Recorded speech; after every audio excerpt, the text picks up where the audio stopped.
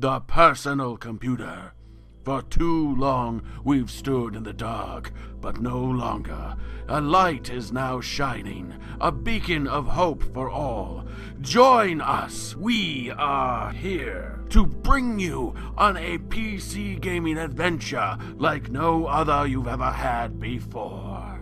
Welcome to the Quick Save Club Podcast.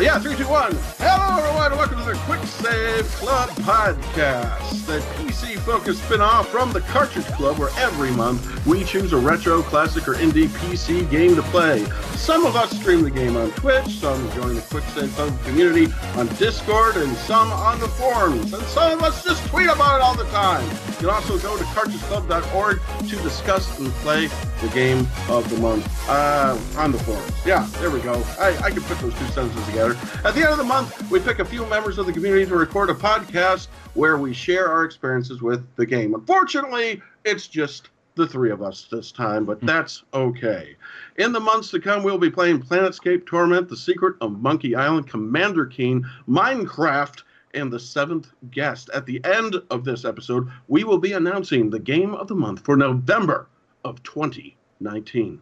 This month, we played Valve's groundbreaking first-person shooter, Half-Life. Now, without further ado, let me introduce you to my co-host. I am the Retro Gamer Ranting Ryan, and with me is Kevin from Buried on Mars. Hey now. And Josh also goes by the name of Frantic Thoughts. Well, yeah. That's your podcast, Frantic Thoughts. Yeah, it's Sorry, good. It's good. It's Society good. Josh. Society Josh, there we go. What's up, guys? That was an amazing intro, Ryan. I got to give you a round of applause. See, probably better because it was just you guys this time. I didn't have, like, people I never met before. Well, unfortunately, yeah, we did have a guest lined up, but he had to bow out in sort of the last minute, and we had a couple of days to replace him, but honestly, I think we were the only ones that played Half-Life this month, so us and Dean, which is unfortunate because it's such a fantastic game. You guys missed out. It is. I feel like we had such a big rally for Diablo, and then, like, I noticed, like, on Discord and stuff, like, there's, like, all of a sudden no one was chatting except for a couple of key people, and I was like, I think people were just busy. It was a busy month. It is the start of summer coming up. People are spring cleaning and summer cleaning and stuff like that, so that it gets kind of hard sometimes. So I guess our mission this month would to get the people who listen to this podcast, get them all excited to go out and play Half-Life, even if they didn't this month, to do it at some point. Go back and play it, even in spurts or whatever. You know, just enjoy this game because it is a classic. It was revolutionary for the time. In my opinion, it's got to be in my top 5, you know, and I think anyone who's never played it, if you do, at least it should be in their top 10, you know. Well, that's it. That's all we have to say about Half-Life. And we're done. And we're done. That's pretty much it in a nutshell. Podcast. I do have more to add to that, but, you know, that's just hyping people. Stay tuned. We're going to talk more about it. We're going to get right into it. We're going to get into the weeds of Half-Life. Yes. But before we do that, we got a question. Can you believe that? Someone actually reached out on Twitter and asked us a question. It's pretty cool. I just saw this, so I'm not even prepared for this one. That's perfect. Dang, now you are channeling Rambox right now. I don't think I just will never have a co-host who is prepared. It's my lot in life. I have kids, damn it. Well, that's an excuse. I had to put them to bed early, so. Well, that's okay. I am prepared with a list for this gentleman who asked us a question, and it is Kyle. Kyle _325 _ on Twitter. He's also the co-host of Game Time with Kyle. No, what is it? Game Arcade with Kyle, which he retired, and he still has the YouTube channel going, I believe. I think Time that's Arcade. Game Time. Yeah. There's Game lots of Time game is like- times. yeah. I think he's got 2 game times. He's got a lot of time for games. That's what I'm saying. But his question was, what particular Star Trek game would you love to have as a game of the month? And he used the hashtag #AskQuickSave. So I guess he started that. That's now the hashtag. So if you have a question for us, do that. Do the hashtag #QuickSave. And I'm going to add that to Discord as well and ask quick save yeah. in the chat room. Yes. Yeah, and if and you got any questions, throw it in there. We'll answer it in the following months or following podcast, the next podcast, I guess. So a great question, because there is, rightfully so, the most people have the opinion that a lot of Star Trek games are bad, and the majority of them are, but there are a lot of good ones on there, especially on the PC. In fact, I'm not sure if there is a good one on the consoles. I'm not 100% sure, but there is a few on the PC. So before I get into my list, what about you guys? Have you guys played any Star Trek games that you're... Josh is Never saying touched no? a Star Trek game ever. You've never watched Star Trek, right? You're not Like I've only watched the original series. That's it. the original series. Yeah, You and I watched stopped the there. J.J. Abrams movies. So Oh, jeez. So you never even watched the Next Generation? no, No. I've seen episodes, but I haven't actually sat down and watched it. So Wow. So how come the original series over the Next Gen? because I started watching from the beginning, and then I just kind of stopped watching and never picked it back up. But I mean to. That's something I'm gonna do someday. Well, you got to get on that Next Add Generation. that to the list. Yeah. Add to the list, right? Yeah. What about you, Ryan? Well, me, I actually have played one Star Trek game, and it was actually a good one, so I can actually recommend it. All right. And that was Star Trek Elite Force 2, which is a first-person shooter. Mm-hmm. That is on my list.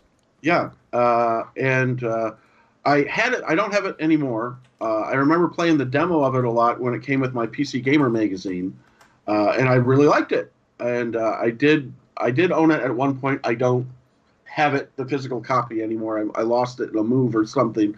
But back in the day, I did. It's been a while since I played it, but when I did play it, I did enjoy it. And so yeah, it was pretty fun.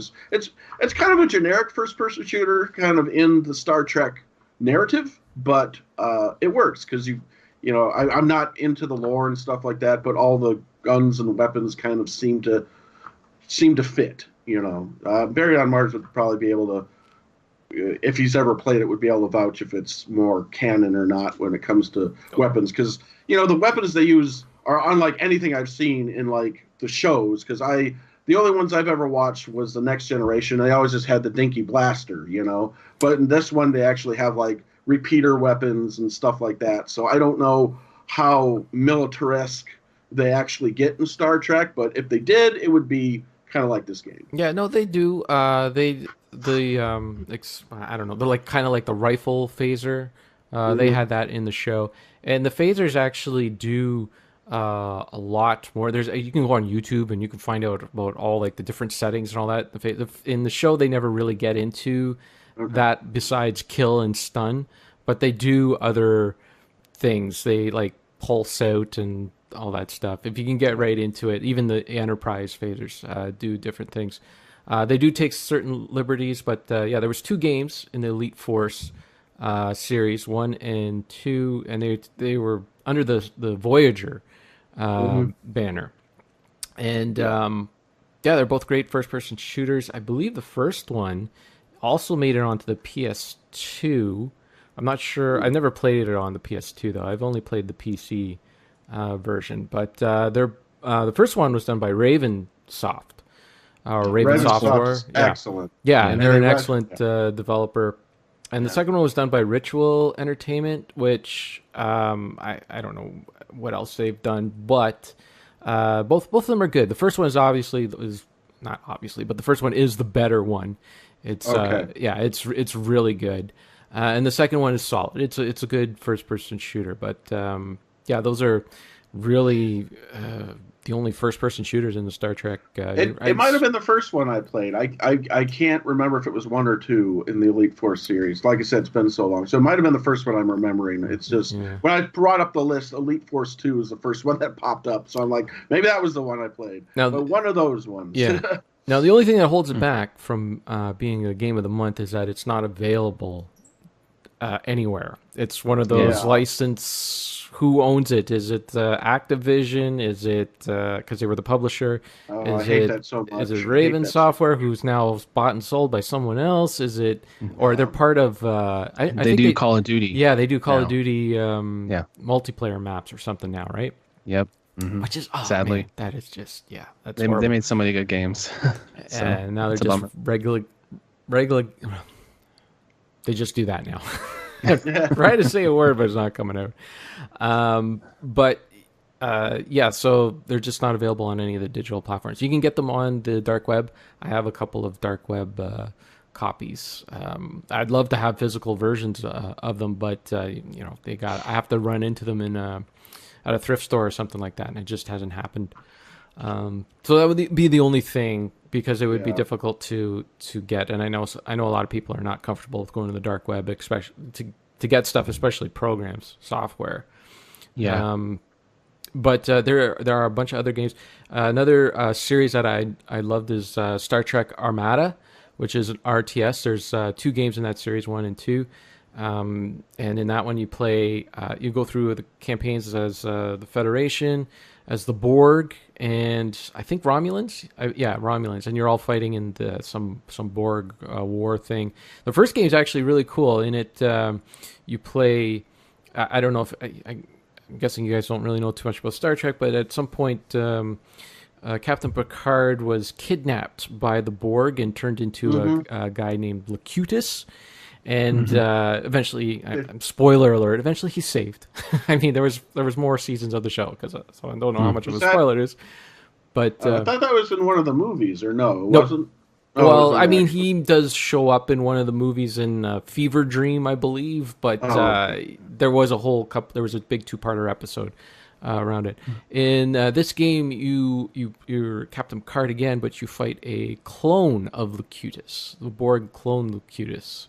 And that's a nice twist on it. So you're when you're playing the Federation as a Federation, you're Captain Picard, and when you're playing as a Borg, you're Locutus. So you got Patrick Stewart all for a good portion of that game. Is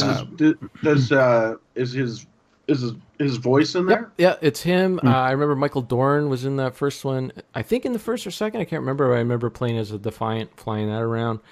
So they did get a few actors from the TV series. In those games, and they're good, solid RTS with solid campaigns. Is that one more easier to come by, or no? Again, those are just they're in the ether somewhere. I do have a physical copy of the first game, but not the second one. Is there any that we could play? Yes, I'm glad you asked that, Josh. Because if you do go over to GOG, there are several games out there. There's a Star Trek 25th Anniversary, which I did do a video on. That is a point-and-click adventure game, with its kind of, it is a sequel, Judgment Rights, which is an even better game. They've improved a lot of the mechanics from the first game. So those two are excellent point-and-click adventure games that are available on GOG and Steam, I believe. Those would be great games of the month, because that is like playing an episode of the show. There is a next generation one called Final Unity. That one is in the ether as well, though. Can't grab that one. On GOG, though, there is Starfleet Command, which is a pretty good game. It hasn't aged too well, but it's based on a tabletop game called is it Fleet Commander or I can't remember the name of the tabletop game. Starfleet Command, I think. Where it was like little octagon things that you'd put your character on, and enemies can attack you from 8 different ways. So you had to have your shields all things. So the game kind of plays like that, except it's in real time. It's not so you can grab that on GOG. It's pretty good. I'd rather play 25th Anniversary though. And if you want something more modern, if you want something for your modern PC to run. Bridge Crew, Star Trek Bridge Crew is an excellent game, especially for multiplayer. Yeah. You Is can. that VR only though, or no? No, you can. It's not? You don't need VR. It is a much better experience in VR. But yeah, you can just play it with mouse and keyboard. It is. I would like it to play it on your own. It's not really fun. It's really difficult to take on enemies in that because there's so much to do at all the different stations. But if you're playing with a couple of friends, 2 or 3 friends, it is a blast. It is a Star Trek fan's wet dream. It's exactly what you wanted. You want to be on the bridge with the commands, or focus on your station and raising shields and shifting power around, and a lot of strategy on how to take on the enemies and that, and when you should take on an enemy, when you shouldn't. So it's a lot of fun game. So there are a lot of good Star Trek games out there. I'm if you know where seeing on Steam that they have. Did you mention this one? It's a full motion video game, Star Trek Starfleet Academy, on Steam for $9.99. May 8th, 2015, they did it. Yeah. But it looks like it has the next generation. A few of those. No, I can't tell. There was several games. Some games wouldn't just focused on just one part of Star Trek, right? Like you'd play missions as Captain Kirk, you'd play missions as Captain Picard, you'd play missions as Cisco. So that's one of them that kind of jumps around. I played that game back in the day. It's not very good. It didn't come out in 2015. It came out in the 90s. It probably just made it onto Steam in 2015. 2015, yeah. Yeah, there are a few full motion video Star Trek games. Like that Star Trek game, for instance, the fun part of watching that is watching William Shatner just completely phone in his performance.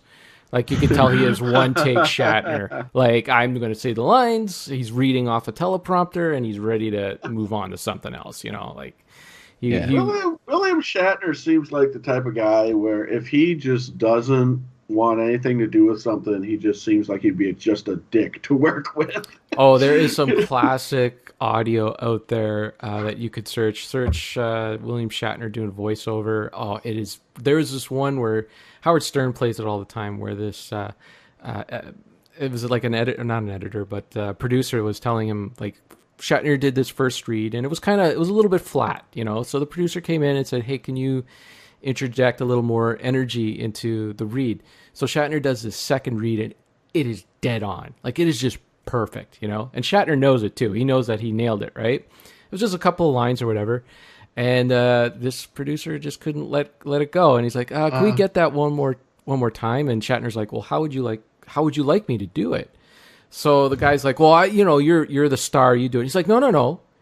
I want to do it exactly the way you want me to do it. So the guy reads it, and it totally sounds like he's reading, right? It's like, I'm just going to read something off of Wikipedia here. So it's like, in the game, the player reprises the role of Alexander Monroe. Just like that, like he's reading, right? So Shatner's like, "Okay, I got it." And Shatner goes back, "In the game, the player reprises the role of Alexander," like just totally mocking the guy, right? Oh, it's brilliant. You got to check it out.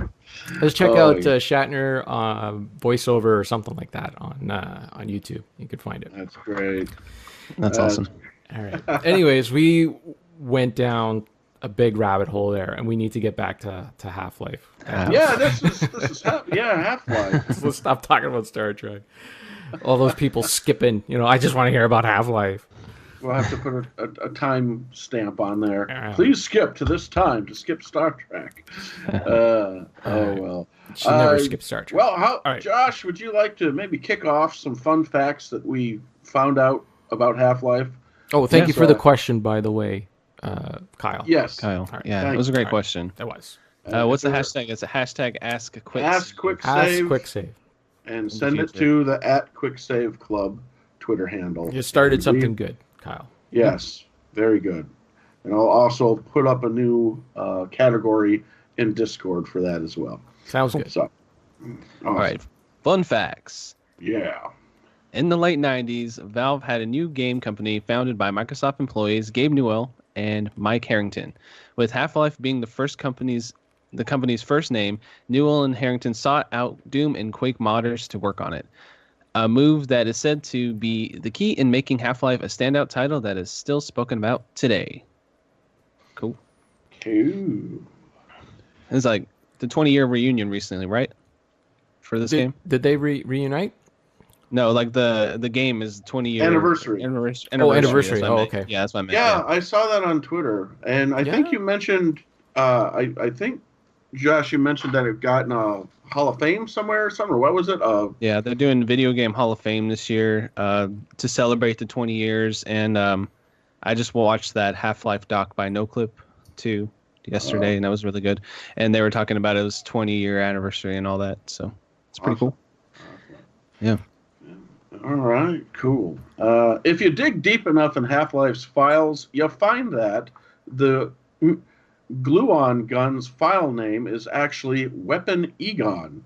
If you've noted the resemblance between it and a proton pack from Ghostbusters, then you'll be correct in assuming that's a reference to the lovable Egon Spengler.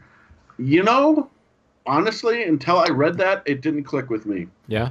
It didn't click with me until I read that fun fact, and I'm like, yeah, of course.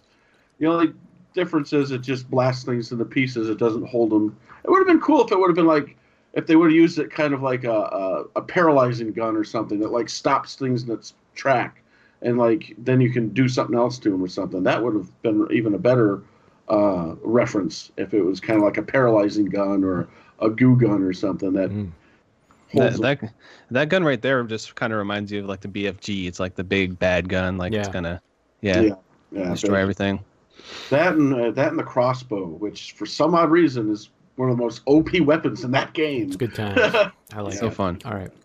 Final fun fact: Gordon Freeman's original name was Ivan the Space Biker. Ivan had a very different look from Gordon's. Not only did he not wear glasses, but he also sported a buzzed mohawk and a full ZZ Top-esque beard. The game took a little bit of a different direction, I'd say. Yeah. I think there's some mods that mod him back into the game. Do they? Like, yeah. There's and people have made skins for other games and stuff like that. Yeah. I've seen it. It's pretty nuts. It looks really weird. Yeah, I guess the idea was that they wanted to make like a Duke Nukem style of hero for this video game, and at some point, putting yourselves in the shoes of the everyman, I think was the right idea, the right way to go. To mute everyman, right? Exactly. Okay. So go ahead. So was this everyone's first time playing, or have they played before? Me, personally, I've played it a million times. What about you, Josh? I never beat the game. Most of my experiences with 2, honestly, in the episodes. So I had experience with the intro up to about, actually pretty far into the game, where you go look out and you can see the mesas and the Valve music plays. That's about as far I've gotten before, and I actually beat it this time, of course. But yeah, I mean, Half-Life 2 was one of the games that got me into PC gaming, you know, because me and my buddy would bond over that, like, oh, did you play this game? I found the secret and all this, and we would talk about it. So going back, seeing the roots of Half-Life was pretty cool I guess, somewhat for the first time, since I had played it before, but I hadn't beat it, like seen it all the way through to the end.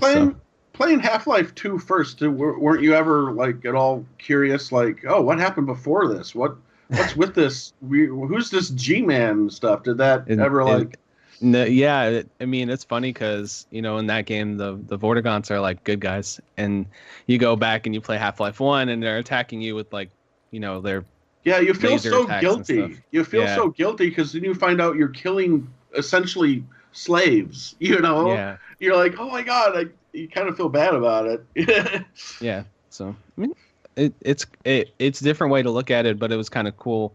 You know, before I would just like, oh, I know the story. I read a Wikipedia or whatever and played 2. But it's nice to actually like go back, see it all the way through for the first time.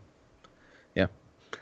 And I'm assuming that Kevin's played it a million times too. Oh yeah, this along with Super Metroid is 1 and 2. Like I played through Super Metroid a ton, and I played through Half-Life a ton. It's actually been the first time because I went back to look. The last time I played it was when Half-Life 2 was the Cartridge Club Game of the Month, and I played through Half-Life 1, and then I played through 2. So it's been a few years, and that has been the longest I've gone without playing it. But I guess there's just been so many games lately. But yeah, I remember hearing about this game. There was a copy of it floating around at work back in 1999. And there was like this burnt CD on our desk at work. I'm like, Half-Life, what is that? And they're like, oh, you don't know what Half-Life is? I'm like, I never heard of it. They're like, well, you start off the game and you're just walking around work, and then all of a sudden hell breaks loose. So I'm like, wow, that sounds interesting. So I grabbed it and made myself a backup copy, if you will, to preserve this game. First off, let me just stop you real quick. This new generation of gamers and stuff like that, none of them will ever really realize how, when they start selling burnable CD players where you could burn your own CDs and stuff. Oh yeah, it was how big. That just, people were trading CDs, copying stuff. It was weird. It was like, it's not like the dark web, but it was like the dark, like VHS trading stuff. You're dude not with an overcoat. Dude with the the overcoat CDRs stuff. in there. Because it opened up a whole new world of all this, questionable stuff with trading files. But yeah, I grew up with that too, where basically you found out someone had a CD burner on their computer, and all of a sudden you want to be friends with them, so they could burn you everything. I had people that would like, when I got my burner, it was like, oh, can you burn this PlayStation game for me? I remember I was burning PlayStation games for other people. I didn't even have a PlayStation. Yeah. So anyways, I took my backup copy home to preserve the game, and I put it in, and this game just blew me away. It not only did I enjoy the gameplay and everything, but it really expanded my mind as to what video games could do. I had played like Metal Gear Solid, and a few other games that had a bigger story in it, but Half-Life really was the game that put me in the shoes of the character Gordon Freeman, and I felt as I was walking into this Black Mesa facility, and you see it, and it's all pristine, and it's all this shiny new building with tons of people in it. That and they're walking around, they're saying hello to you, and it really just sucked me in to this environment. And as you're going in, and you just keep going in deeper and deeper and deeper into the facility, it just doesn't seem like as if it ever stops. You just keep going and going, and once you get in there, and you're in that chamber, or you got your suit on and everything like that, and when all hell breaks loose, it's not something that happens in front of you. You're not something that you're watching as it happens. You actually are the person who puts that cart into the beam of energy that causes the explosion. And so you kind of feel a little bit somewhat responsible for it. And I just felt responsible for what happened to Gordon, and I felt like as if I was the guy that needed to get him out of this situation. I needed him to get to the surface. And he finally does get to the surface, and all hell breaks loose up there too. So it wasn't good times. But there's just so many memorable moments as I played it. And I'll never forget the first time I ran into a barnacle, and it started pulling me up. I had no idea what was going on. I'm like, what is happening? I didn't even think to look up. I'm floating up in the air. It was just an incredible experience, and it still remains. It's in your top 5, Ryan. It's in my top 2. It's right up there with Super Metroid.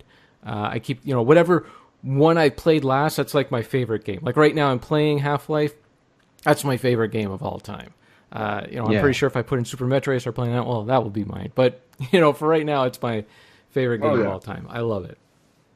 It's one of those, and I'll give an interesting personal story about before I ever played Half-Life in a second. But to add to that, it was the first game that starts off so that and I never was into horror games or anything like that, so I can't atone to horror games or anything when it comes to these kind of feelings. But it's the first game I ever played that, even though everything started off so calmly, you just have this sense of uneasiness and dread the entire time from the moment that it starts and you're just on this trolley. You're just like, okay, like, because before this, you're just used to getting thrown right in, oh, the alien bastards are going to pay for shooting up my ride, right? Whatever. Yep. You just go and comes place. You're just like, all right, I'm on a trolley. I'm getting talked to by a robot voice. It's telling me the temperature topside. And you're just like, all right, this is odd. You feel weird. And then you start, like you said, you start interacting with NPCs. They're all going about their day. Oh, there was a computer crash. I'll have to get your stuff later. Blah blah. You can mess around with them, hit the alarm, and they'll yell at you, "What you doing?" All that stuff.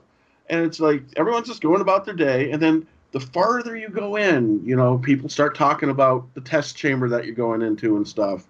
And it's it's like the scientists all whispering in the hallways, talking about like, oh, I don't think this is going to work today, and you're like, you're only catching part of the conversation. Yep. You're not 100% sure what's going on.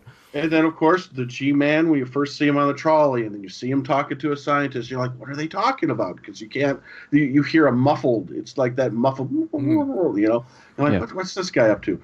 And then the one line that got me and made me feel the most dread, and I don't know why, it's when they're sitting all talking around right before you go into the test chamber, and the one guy, where does he go? He goes, you're needed, Gordon, in the test chamber. And he says it with this deep voice, like, in the test chamber, like a stern dad telling you better get the frick in there because, this experiment ain't going off without you going in there.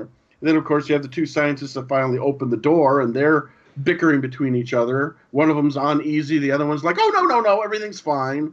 And it's like, like everything's this constant slow build from everything's calm, you're just in a trolley, to, oh, this experiment's huge. You're part of this big experiment. You're the one who has to pull it off. And then as you get to the doors, just all that is like, oh, yeah, it's going to be great. Don't worry. Everything's fine. Get in there. And they shove you in.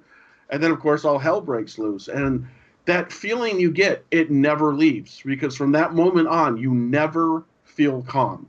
It is just a constant uneasiness. You never feel safe. Like you said, maybe there's a trap behind the door.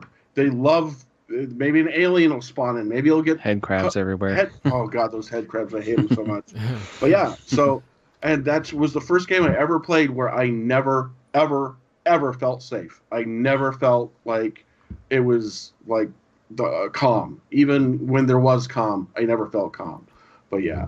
Yeah, well, the opening to that game is it's almost like a horror game because you don't have any weapon. A bit, yeah. It slowly builds. Like eventually you do get the crowbar, but at that opening, like you get some guy to follow you for a little bit. The Black Mesa remake really plays up the horror themes. Like if you play the original and then play the Black Mesa remake, it is a lot different. It feels like they made it feel like you were literally playing a horror game at the start of that. Well, that's a good question, and actually it's our next one. How did you play the game this time around? I did play Black Mesa this time around because I've never played it before, so I thought I'd switch it up and do some Black Mesa.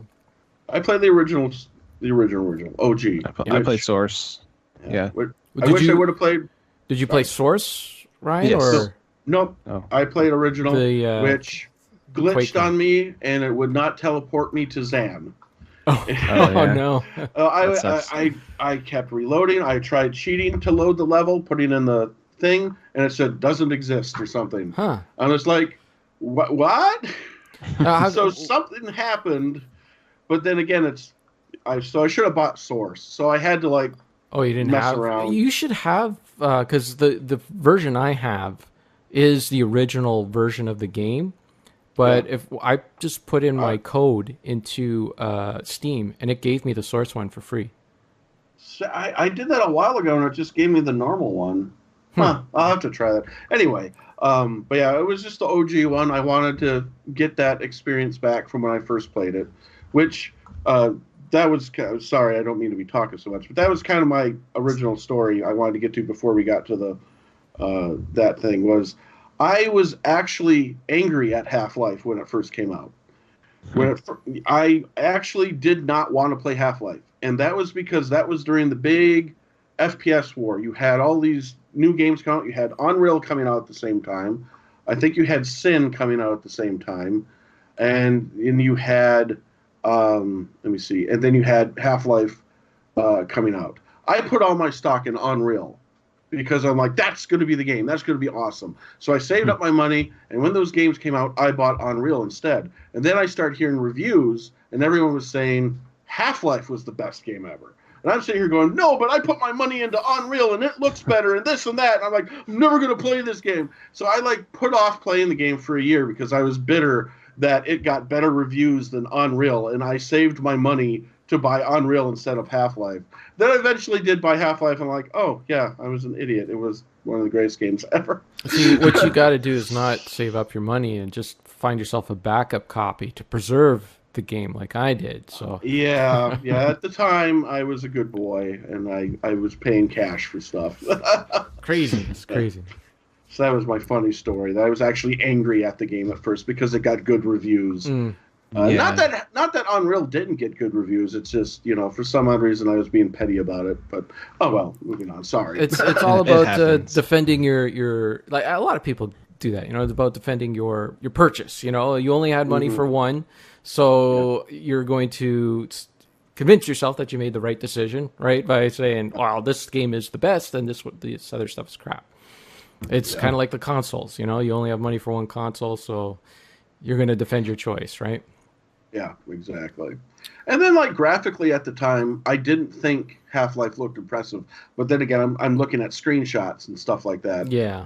From, like, PC Gamer. And, and obviously, it kind of wasn't compared to the other games coming out at that time, like, graphically wise. They did a lot with it, though. What they were able to do with the graphic engine was amazing. But, compared to some of the other games, like Unreal that was coming out, it was a little more pixely or whatever the heck it is. It seemed to have more jagged edges. It wasn't quite as round, I guess you could say. But yeah, so that was how I was back in the day. I was looking, oh, this game looks prettier, so obviously it's going to be better, which isn't the case. Yeah. Yeah, I've always felt that the Half-Life was a little bit of a blocky game. It looked a little more blocky than, like there were some decisions like the scientists, like all the scientists are basically the same. I think you had like 3 or 4 models. The puppet mouth. Mouth. And the security guard everybody's Barney, pretty much. Same voice and everything like that. So there was some things in the game that isn't graphics wise isn't the best, but it wasn't about graphics. It was about everything else, Mm-hmm. Yeah, I think the game has probably the best, or at least up there in atmosphere. Like, that's a good way of putting it. Yeah, so I mean, like anything from just like the lighting choices they make, and then like when you say when hell breaks loose, you feel like hell breaks loose because of the choices they made in the environment when you're going through it. Like everything is just destroyed. You see fire everywhere. There's just like crazy monsters coming out at you. So I mean, I feel like that experiencing this opening now, like, and I feel like it inspired a lot of people to do stuff like this in the future. Yeah, for sure. Because like it's almost like you kind of dread going to the next area in part because it's just like, okay, what's going to be around that next corner? And that's a good feeling too, because you're like, I want to keep going. I want to see what's next, because they always try to up the ante throughout the entire game too. So, yeah. Well, part of the genius of that opening is that it shows you that facility in its prime, in its pristineness. And so when hell breaks loose, and then you're seeing it all broken up and busted up, that adds to it too. And I don't know if it would have been as effective. Imagine if the game just started you right in the test chamber. And you didn't have that opening to see how everything is. Like, you wouldn't have anything to compare it to. It would just look like something that's all busted up, you see the mansion in Resident Evil after the the fact, after the zombies have taken it over. You never really get to see it beforehand. So I think that was a really good decision on their part to do that, because I think that is a huge part of that opening and a huge part of setting the tone for that game. It was the first time I played a first-person shooter where it was telling me a story. Yeah, that you were part of the story. You were being told a story. It felt cinematic. It was the first time I felt like I know it sounds weird because, like I said, graphically and stuff, it's not that way, but it felt very movie-like. Like you were at the start of a movie. You were literally seeing the opening credits where it was telling you about Gordon Freeman, this, and then it just gradually progressed like a movie. Every new stage, every new level, it was like just this new. It set the stage for a new scene, a new challenge, a new puzzle, whatever. Yeah. It was. A good comparison for so like you're saying that everything's happening around you. A good contrast to that would be Metal Gear Solid 1. You're in the game, you're playing the game, you're enjoying the stealth or whatever, you're fighting the good bosses in that game. But then it'll just do a hard cut and you're watching a cutscene. Right. You're not in the cutscene, you're just watching Solid Snake react to Psycho Mantis or whatever. And here you are Gordon Freeman. He doesn't speak. Your voice is, you feel like you're a part of him because he doesn't have any interaction with people. I mean, he does, but he doesn't really speak, that's part of it. And so people will act at you, so you feel like you are actually a part of the scene every single time, which is anytime you walk by someone, everyone turns to look at you or something like that. It's very much just you feel like this is like a working area. Everyone knows each other. If you happen to get too close to someone, they'll look at you. They might say something to you. It feels very alive. Yeah, yes. Like Metal Gear Solid, Resident Evil. Those are great games. I love them. Mm-hmm. They're fantastic. Mm-hmm. But there is a little bit of a disconnect there between you and the character that you're playing as. And I don't even think it's just because of the first person, third person view, because you do get that with something like Duke Nukem or something like that. There's always just a little bit of a disconnect. Whereas, because as you move around, every it's not a cutscene. It's like every moment in the game where it needs to progress the story. There are no cutscenes. No, except for maybe one, I'd have to say. But at the end, I guess that is sort of a cutscene, sure. Or when you're getting dragged off by the soldiers, you can't do anything. That's another one too. Man, that was another moment too when I first played Half-Life. When I ran into the soldiers for the first time. Now, the first time they do kill a scientist. They kill a scientist, but I thought, I don't know, for some reason in my mind it was like that guy. I don't know. They had some disagreement or something like that. So the second time I saw soldiers, I was like, okay, are these guys are they going to help me? Are they going to save me? And I just start walking up to them slowly, and I'm like, hey, guys, I'm here. Hey, what's going on? And then they turn around and they start shooting at me. I'm like, nope. These are bad guys. And I start shooting at them because they were the first humans, really, that you fight. I think they're the only humans, right? Everything else there's is those snipers, too. I think they are. And the ninjas, yeah. You run into them that's later. What I meant. Whatever. I guess they're part of the same team. I hated those. They are frustrating.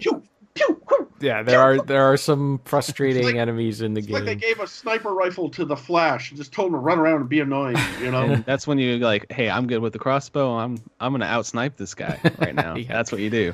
I always use a rocket launcher on the snipers. I blow up whatever they're in. I just blow it right up. Yeah, I can't throw a grenade. Yeah, that's basically it. Can we talk a second about the AI in this? Sure. Because that was another revolutionary thing in this, and I think we've taken a step back from it since this, and I can give my opinions on why. But the AI, especially when you do reach the soldiers, was very advanced for the time.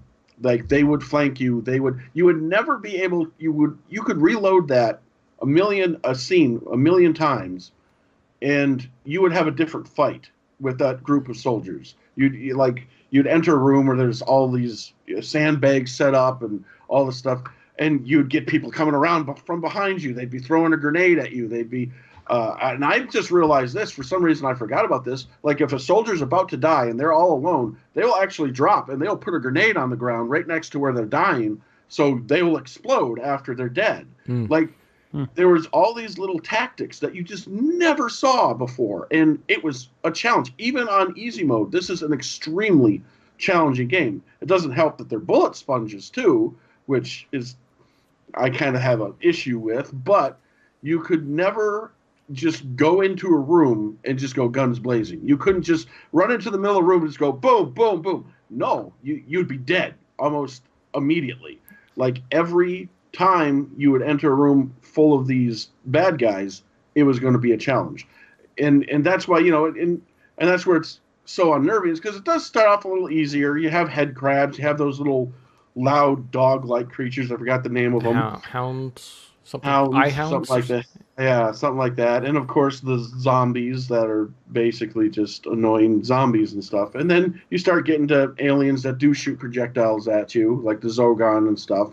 But they never were this huge challenge. And then you reach the soldiers. They're relentless. Then it just become relentless. And then it just switches in your head like, I can't play the game like I've been playing up to this point anymore. I have to switch it up completely. I have to hide behind corners. I have to duck. I have to use my grenades. I have to watch my back because they will find a way to get behind you if need be.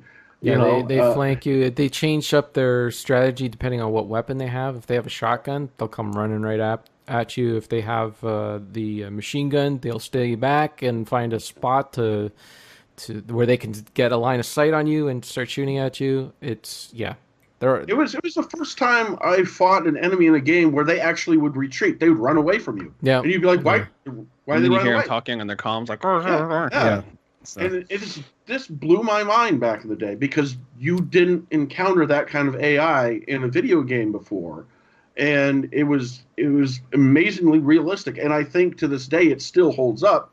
It's still extremely challenging. And almost to a fault, because it kind of falls into that thing where, like, you have casual gamers that would run into this nowadays and be like, well, that's just bull crap. That's just bull. I just can't run in there and, shoot them once with my shotgun and be done with it, and hide behind a corner or hide behind a corner the whole time and revive your health just automatically regenerates. And that's just it. You can't just hide behind a corner because they'll just be like, okay, we'll come and get you, or we'll throw a grenade. Because I've done that a couple of times. I was sitting there like, all right, I'm safe behind this corner, and all of a sudden there's a grenade right next to me. I'm like, yep, I'm dead. Yeah, they'll throw grenades at you. They'll lob stuff at you. Yep. So how trigger happy are you guys with the quick save button on this game? Do you quick save a lot, or you just occasionally do it? I'm not as good at first person shooters as I used to be. I'm a lot slower, so that F6 button was constantly getting pounded. Right, especially if I knew like this next room's going to be a big fight. And sometimes it was to my detriment because if you quick save at the wrong spot, you might can screw yourself. Yeah, I think we've all been there. Yeah. You'll be like, oh great, now I only have 10 health, and I know the next room is a giant gorilla monster with bugs for hands shooting at me, so I'm going to be dead. Yeah, it definitely lived up to the Quick Save Club name. Yeah, for sure. I just want to say one thing about the AI before we move on. Did you notice that the AI, those soldiers, they can't do the two things at once? Yeah, they can't talk and run at the same time. They can't talk and run. They can't reload and run. They can't shoot and run. All the AI is actually like that. Even the aliens, like they all have to stop and do something. Like even the hounds, they come up to you and they have to stop. They got to bark and then they can shoot off their thing. They can't move and shoot at the same time. That's why the AI needs to hide to reload. Yeah, and that was the first time I ever saw in a game and the AI hiding to reload. That kind of which a soldier in real life would do. You're not going to stand out in the open and reload I'm reloading now. You just never seen that in a game before. Yeah. So we talked a little bit about the story. I just want we talked about how this was the first person shooter that really told you a story, and if you think about it, all the popular first person shooters before Half-Life,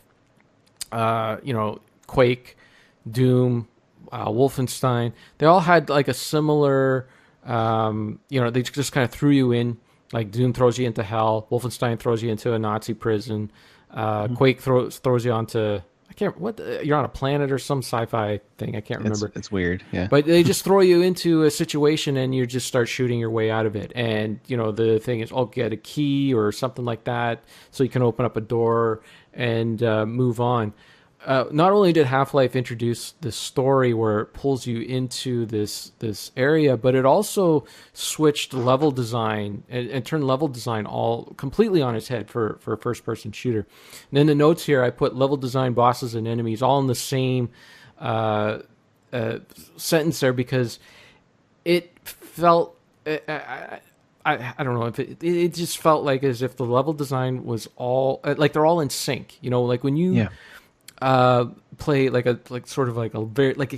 game is linear, but it doesn't feel linear because all the enemies, the bosses, and the level design are all working together, and it sort of feels unlinear, if that makes sense. So, yeah, like in your normal first-person shooter game, you start off, the enemies are small, and they get more powerful as you move on through the level. You get to a boss at the end, you beat the boss, you move on to the next level kind of thing. Whereas Half-Life would throw the boss at you right at the beginning of the level. You walk in the level, there's like a big 3-armed tentacle thing that's just creating, mass destruction. There's a big guy with fire coming out of his arms. And it's like, what do I do here? And they always do a real good job introducing them too. Yeah. And you don't know what to do at first. You're just kind of running around like, what the heck do I do? I think with the tentacle guy, they did tell you that like there was a security guard that's off into a room, and he tells you, they can hear you, but they can't see you, but they can hear you. So you got to be quiet, and you just kind of work your way around, and you're like, okay, they're like, if we could turn off on this blast furnace, then we can beat this thing. So you're not going to beat it with any of your weapons. You got to go and you got to turn on these things in order to take out the beast. And then that big guy with the fire coming out of his arms, and you got to get the power going, so you can get him to run into some electrical equipment. Yeah. Then you run into another one later on, and you got to run down this parking lot underground parking garage tunnel to the surface in order to get like a what do they call it?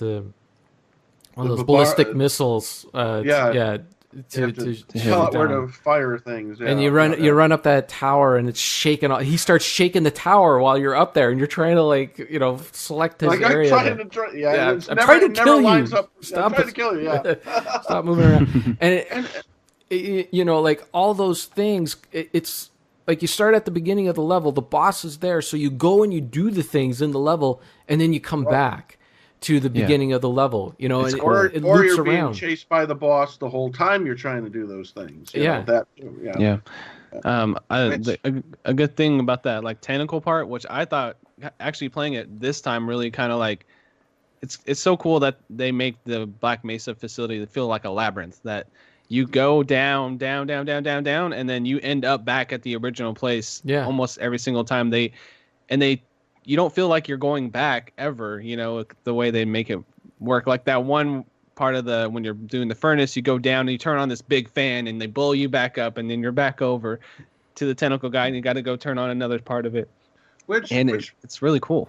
Yeah. Which, by the way, who designed this facility? Because there are literal rooms with no way to get in and out of them unless if you but there's stuff you need to do in those rooms. But the only way to get to them is going through sewage or something like this, or blowing open.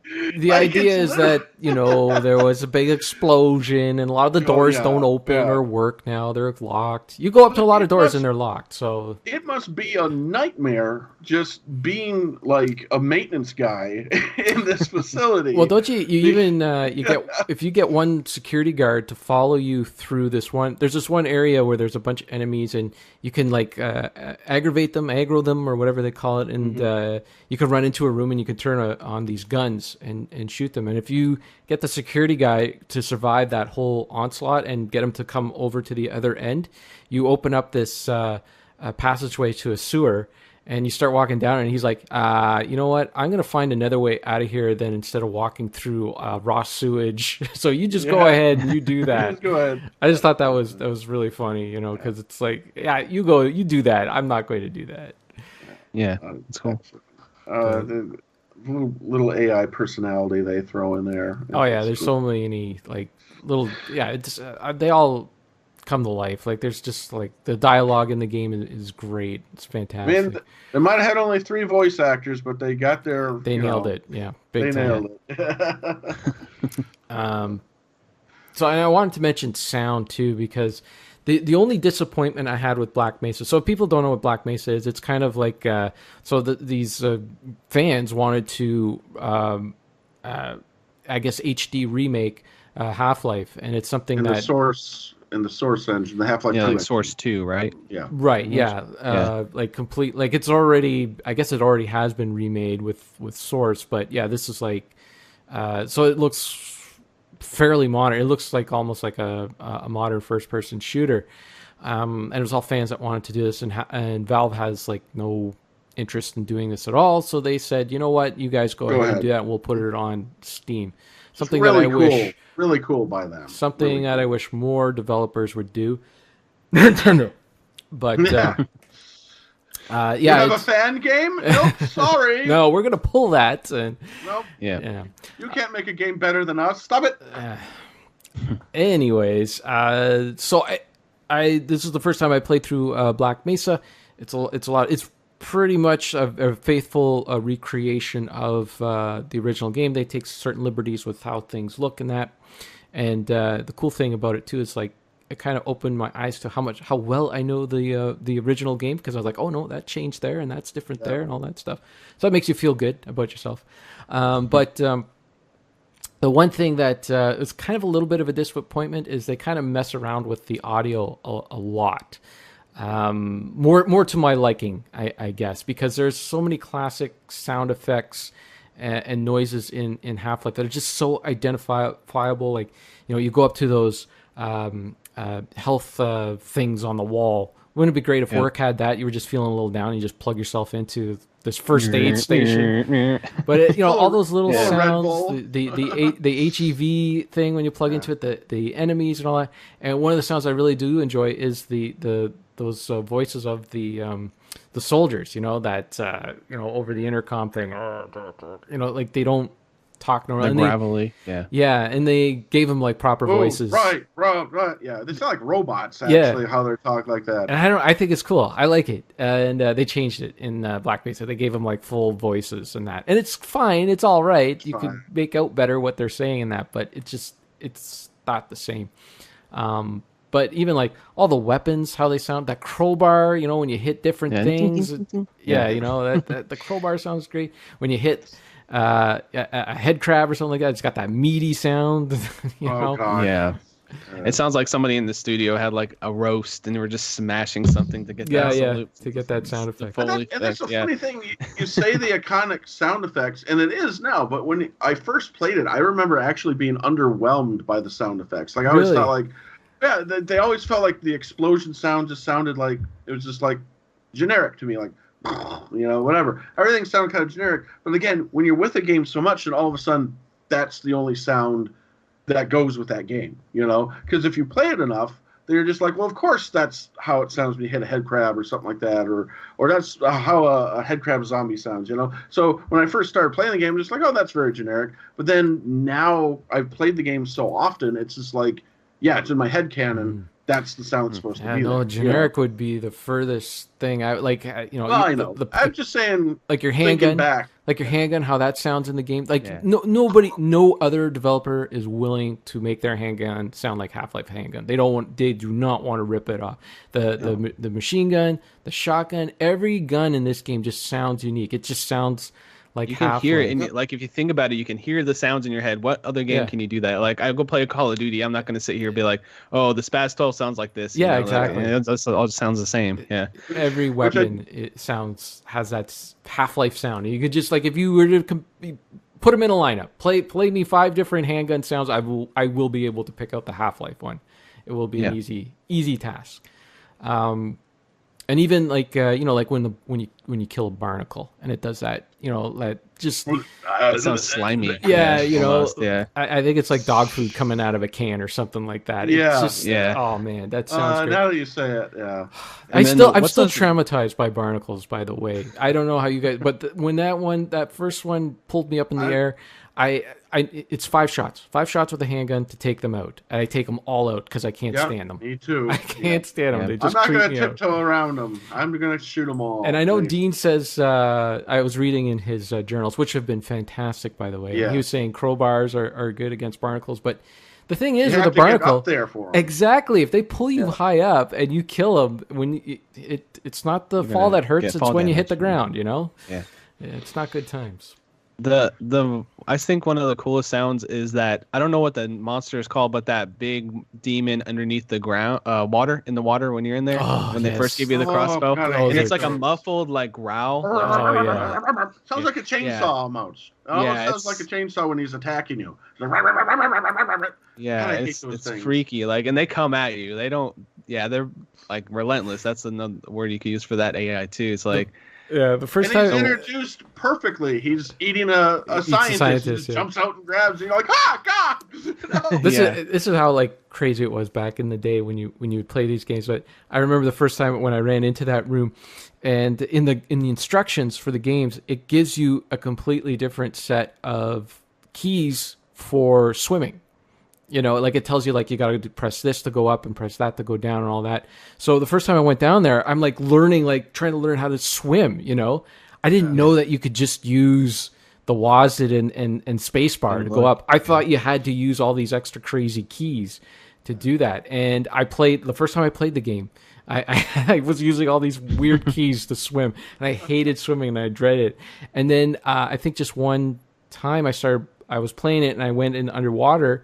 And I looked down and I'm like, I'm still using WASD. I could have done this the whole time. I didn't need to. Oh man, I was so pissed at myself. But you know, that's the way it was back then, man. You didn't have like any sort of like, I don't know, instinct to just use the same keys. The instructions said to do it this way, and so many games were different. They all had different sets of ways to play them and all that. In fact, I think the first time I played it, I might have used the arrow keys to move around. I don't even think I use WASD. So I wanted to bring up the guns actually in this. Is that okay? Are we okay? Yeah. All right. So I'm going to get a little nitpicky now. It is a great game. I love it. No, can't get nitpicky. It's my favorite game. Yeah. Well, too bad. It's also one of my favorite games, so I can be critical of it. You have to be critical. It's not perfect. It's not perfect. Going back, like I said, especially when you get later into the game, you start reaching soldiers and stuff, I feel like there's a bit of an imbalance in the weapons. The guns sound great, they look great, but the damage consistency is very off. For instance, the shotgun. You can run up to a soldier and plug them 3 times with the shotgun before they'll go down. And you're probably dead by then because, of course, you ran up onto a soldier with a shotgun, so you're probably dead.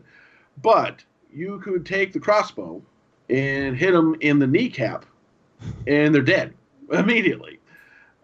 Which, I understand it's supposed to be like a sniper weapon, but it seemed kind of odd to me. Like a crossbow can take this heavily armored guy out with 1 hit, but a point-blank shotgun blast needs at least 2 to 3 hits.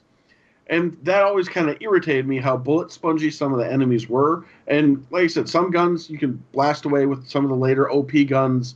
They'll get rid of them immediately. Or what is it?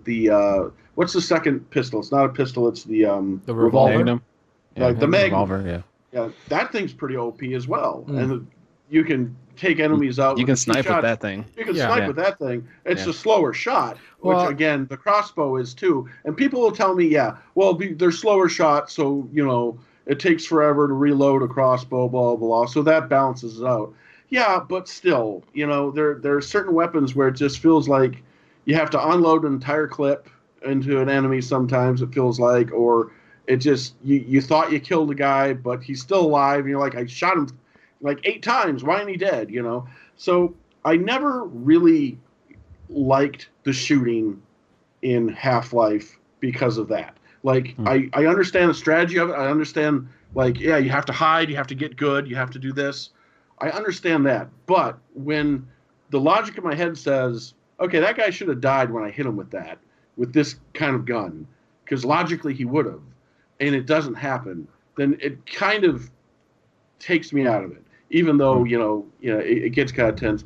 So that was always kind of and I've read articles where other people have basically said, yeah, as a shooter, there are flaws with Half-Life, which they said that it kind of gets fixed in Half-Life 2 and that kind of stuff. Well, so if I could just defend that just a little bit, I think that that Valve puts gameplay and fun over realism. Yeah, that weaponry, like your shotgun, your machine gun ammo, that's very abundant stuff. It's all over the place. Yeah, it's very difficult to come across the Magnum and the crossbow ammo. You only come across it a few times, and it's not like you can just shoot it continuously. It does take a long time to reload it, and there's only certain points in the game where it does make sense to snipe enemies when you're in the bigger areas and that. When you're in the tunnels and that, you're not going to be able to have the time to use the sniper. So I understand what you're saying on the realism end of it, but for me, it's all part of the gameplay. It's all part of the fun. It is, but like I said, I feel like some of the enemies were a bit too bullet spongy. And I understand it with the aliens, with like the big aliens and stuff like that. But even those actually weren't too bad to take down with the shotgun. But when it came to the soldiers, I felt like they were like overly bullet spongy, and they got armor on. Yeah, I know they got they got the vest on, but yet they could take an arrow to the knee and die immediately. So, now they're not arrows. They got like some sort of poison in them or something, right? They're glowing. There's like some sort of glowing crap in them or something like that. Sure, experimental bow or something. I don't know. I don't know. I can't. I understand what you're saying, but I really. And this is something I wouldn't change it. I think that it's balanced. Like it's about balancing the gameplay. Yeah. And I get it, but even when I first played it, this bothered me. And it's not like something that, I aha'd at playing it this time. It's always been an issue with me. Like the shooting in it, like, and I guess it kind of comes from rages, from cheap deaths. Like, like I just unloaded a clip into this guy, but he still was able to kill me, and that kind of stuff. Yeah. It's like, get good. I understand. I understand. Get good. But it kind of feels like more of an artificial difficulty. The AI is already excellent as it is. I don't feel like you need to make the enemies that spongy, I suppose. I think the game would be too easy if you were just to be able. No, I understand that. I understand that. Yeah, and that's where I was going to make a point before. Like, you don't really come across these kind of enemies unless if it's purposely a game trying to be hard nowadays. Where if you play a first-person shooter now, like, they're purposely a lot easier to shoot, and the AI is dumbed down. You couldn't really make this kind of AI nowadays because you get too many people complaining about it. And again, I'm not complaining about the AI. Like, I feel like the AI enough is a challenge, and the shooting is a challenge as it is. But like I said, the bullet sponge aspect just kind of artificially just extends it, Yeah, I can see where you're coming. A little bit longer than it should. I can see where you're coming from, but the AI, I played all the Call of Duty campaigns because that's something. It's just kind of silly, whatever. I play them, but I always play them on the hardest difficulty. And they have hard difficulty, like running at you. They do the similar idea. They'll flank you, all that, but you can literally just melt the guys, and it makes it not the tension's not really there. It feels like fodder. I'm still just leaning back, chilling, playing the game. I'm not really like in it. Like when I'm playing Half-Life, I'm in it. Like I'm at the edge of my seat playing this because everything I could die instantly. Something could happen where I could die like at any moment, which adds to that tension throughout the game. So, and also I would say I do agree that it's probably not the best shotgun in games. I love a good boom tube, but I don't think it's like the best. I'm a shotgun lover. I love the shotguns in my video games, and if a shotgun's weak in a first-person shooter, I really hate it. I don't know why. I mean, that alt fire is pretty good though, where you shoot out Yeah. the 2 slugs. Yeah, I usually go for that if I use I it. always forget about the alt fire on that thing. That probably thing probably is, why you're having so much yeah, like I problems. mean, you run into a soldier and you alt fire them, they are splattered against the wall. Like, yeah. yeah. Well, I don't know. There you go. Just something that's always been There you go, on my mind. Ryan. We just gave you the tools to get good. Gave me the tools to get good. So there you go. No, I'd actually have to be good at video games first, actually. So You are good at. I played against you on Duke Nukem, and you were kicking my ass pretty good there. So I know you're good. You're good. Yeah. I tried getting some Half-Life Deathmatch things going on Discord, and no one would ever join me. I'm so sad. we talked about people not playing the game. I had trouble finding time this month to play the game. I wanted to play this. I wanted to play play the original, play Black Mesa, play the expansion packs. I was going to do it all, and then just life got in the way. I started the expansion packs, and I actually played some of the PS2 game too. Just they actually added a mode in that for 2-player co-op. I was kind of like, I didn't even know that existed till I popped Did it you in give there. it? Did you give it a try? The co-op? No, I didn't actually play it. I jumped in for like 2 seconds. I'm like, oh, this is kind of cool, but I didn't play it. Basically, the concept is when you go to where you get your HE, however you say the suit name, you go grab it. There's 2 on the side that are already taken. Right. That's what you play as, those 2 characters. Yeah, which is kind of cool. Yeah. Which I do want to touch on those mods later, but I wanted to ask you guys, what did you guys feel about the platforming and the puzzles in this game? Okay, well, do they hold? We wanted to talk about. So I mentioned that the game is not perfect. A lot of platforming is janky. Would that be the right word? I would say slippery. That's what I would. Slippery, yeah. Especially when you're on the edge of a cliff and there's literally you have this much to crawl on in order to get to a ladder. Or there's even that one on when you actually are in the Black Mesa and you got to jump from a platform onto an iron girder that is sticking out from the that I've quick saved a lot. There. So I didn't age well. Two of my favorite, in my top 5, Half-Life is in there and Metroid Prime, and they both have janky platforming. Sure. Most of it just because it is in first person. I don't know, but I have to overlook it because the rest is just perfect. So I mean, it's been done in the future. Later games have done pretty good platforming in first person. It's just an older game. Yeah. I can think Mirror's Edge is pretty good, stuff like that. Yeah. So, yeah. Usually they say not to mix too much platforming in an FPS, but if it can be done right. It was the late 90s, I guess. That one teleporter puzzle before you get to Zan, how many times did it take you guys? Because I could never line those darn teleporters up for the life of me on that darn thing. I don't know. I feel like I did it in the second try. I'm not trying to be I'm not trying to be elitist or whatever. But I feel like I just knocked it out. Maybe I had too many beers in me at the time. I'm not sure. That kind of affects you. Dang it! Why is everything so fuzzy on this game? Oh well. I think. Well, I just have a lot of the puzzles in my head already, so I kind of know what to do. But even I can't remember if back in the day if any of them gave me trouble.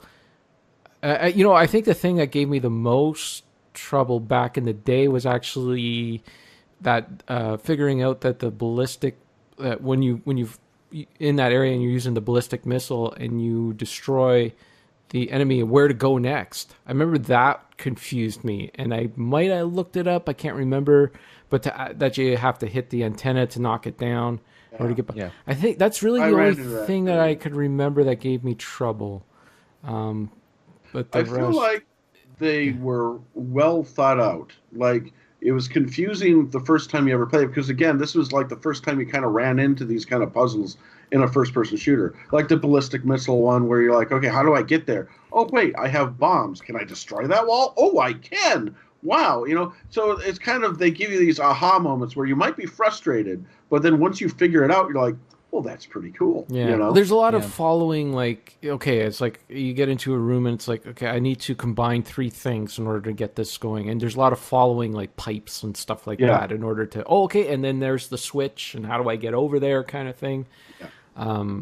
So It's really good at leading you in the right direction, no matter what. Like, you might be stuck, but if you kind of just look at the environment, you can most of the time kind of suss out like what to do next. And it kind of makes you feel a little bit smart. It's like, oh man, I figured that out, or you know. It's like the first time they kind of give you like these foreshadowing moments where they show you an area that you can't quite get to yet or something, or like the G-Man will be up on a walkway and you're like, how do I get to that walkway? Yeah. And then like a little while later, you're like, oh, I'm on the walkway. Where's that G-Man? Man, yeah, he took off. He took off, you know.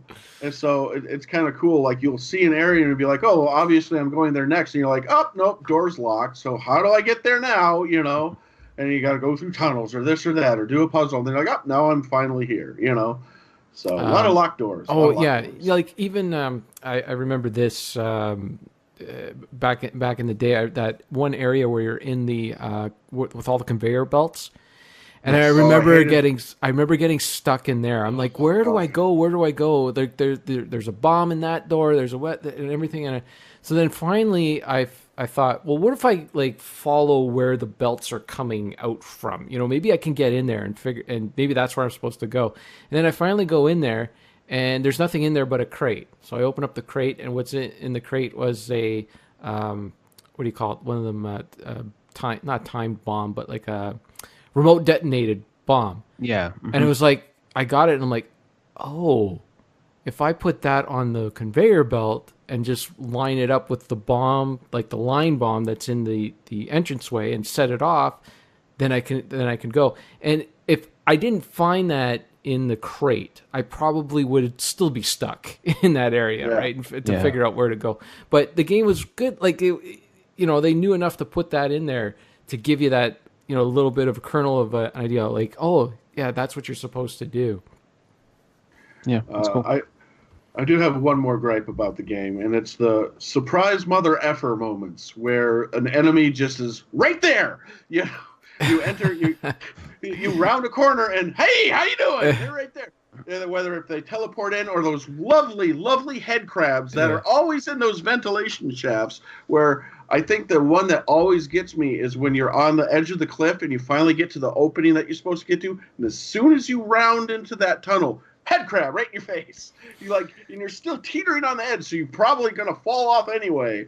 But the surprise mother effer moments that they love to throw in there, the jump scares, I guess you can call them. But everything you hate, I love. That's I love those. I love it too. I was just thinking about the scene where you go down on the platform and it's just like raining head crabs. You're like, oh yes, yeah. I love that. I love that part. Yeah. I just hate head crabs that much, Well, and see, here's the thing too. Like, as much as we love this game and we like it, and that it's really part of this game is like it's kind of a product of its time, and it's so much stuff in it has been copied since.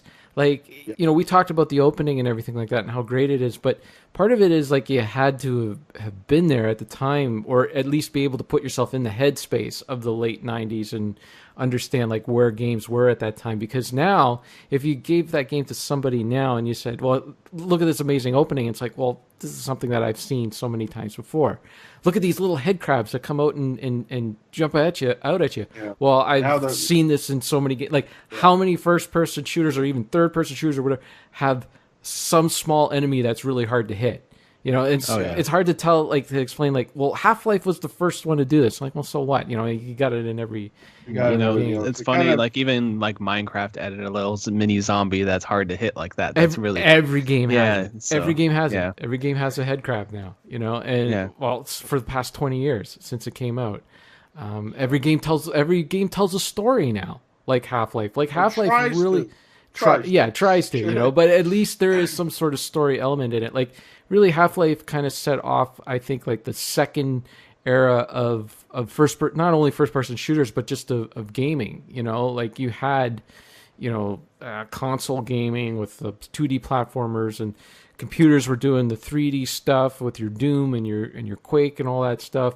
And then really, when Half-Life came out, it not only changed PC gaming, where you had like first-person shooters that told more stories, like No One Lives Forever and that. But it also changed console gaming. Like console gaming became way more like the story kind of not only stayed with the survival horrors and your this weird Japanese game called Metal Gear Solid is trying to tell this weird story and all that. It like every game all of a sudden just had a story, and it was really the Half-Life that just spawned all that in every game, and that's why I say on another level. And that's why I say Half-Life is the more influential game. It's probably the most influential game because of that.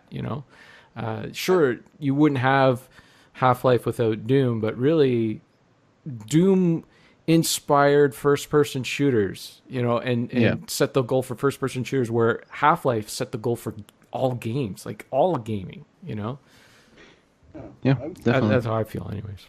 Yeah, no. Yeah. No, I would agree. I feel like there's this how the evolution goes. You kind of have like the granddaddy of first-person shooters with Wolfenstein 3D. It wasn't the first-person shooter. Like there was Catacombs before that, but that was the one that put it on the map. Then you have Doom, and then I feel like after Doom, it goes to like Duke Nukem 3D, and then from there you get the 3D graphics, and so it kind of jumps to like Quake, Quake and Duke 3D came out at the same time, so they're both the same influential. But then once it's Half-Life, you don't really see a major jump after Half-Life as closely as all those games were, for a while at least, because you just see people trying to kind of be the next Half-Life and do their own thing. Mm-hmm. Totally. Yeah, but I would say before Half-Life came out, we're not sitting here talking about the extensive lore of Doom. You're a demon slayer, right? Right. We sit here and we talk about rip and tear. Exactly. We sit here. We could talk about Black Mesa testing facility, and Zen had a slave overruler, and there's all this stuff that you experience. Giant baby head boss. What the heck is that thing? And yeah, like a hive mind boss or whatever. Mm-hmm. But yeah, I mean, it has lore behind it, like a lot. I mean, of course, RPGs did, but this is like one of probably the first person shooter you can think of that had like this deep in lore that surrounded it. So, which is pretty cool. I do want to talk for a minute, like how many mods and what spawned off of Half-Life. If you think about it, we had a Team Fortress Classic, we have Counter-Strike, we have like all sorts of games like that. I mean, all those are from Valve, but modders took this game under their wing and made all these crazy mods that spawn new genres on top of that, which is really cool.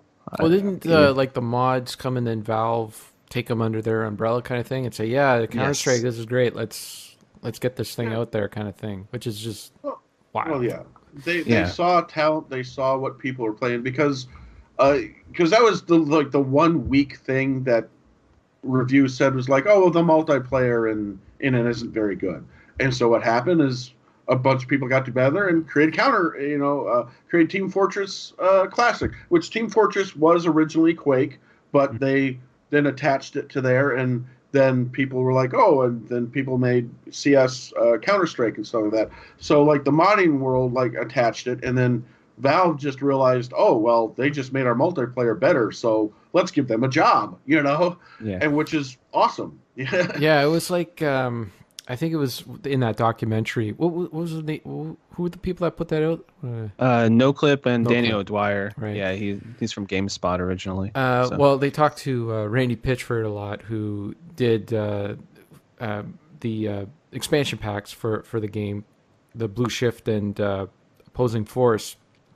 And he did it with No, sorry. Okay, and created Gearbox out of that, and they went on to make Borderlands. Anyways, he was talking about how they would find something in the game that was like he's just talking about games in general and how like working with id Software and working with Valve and that.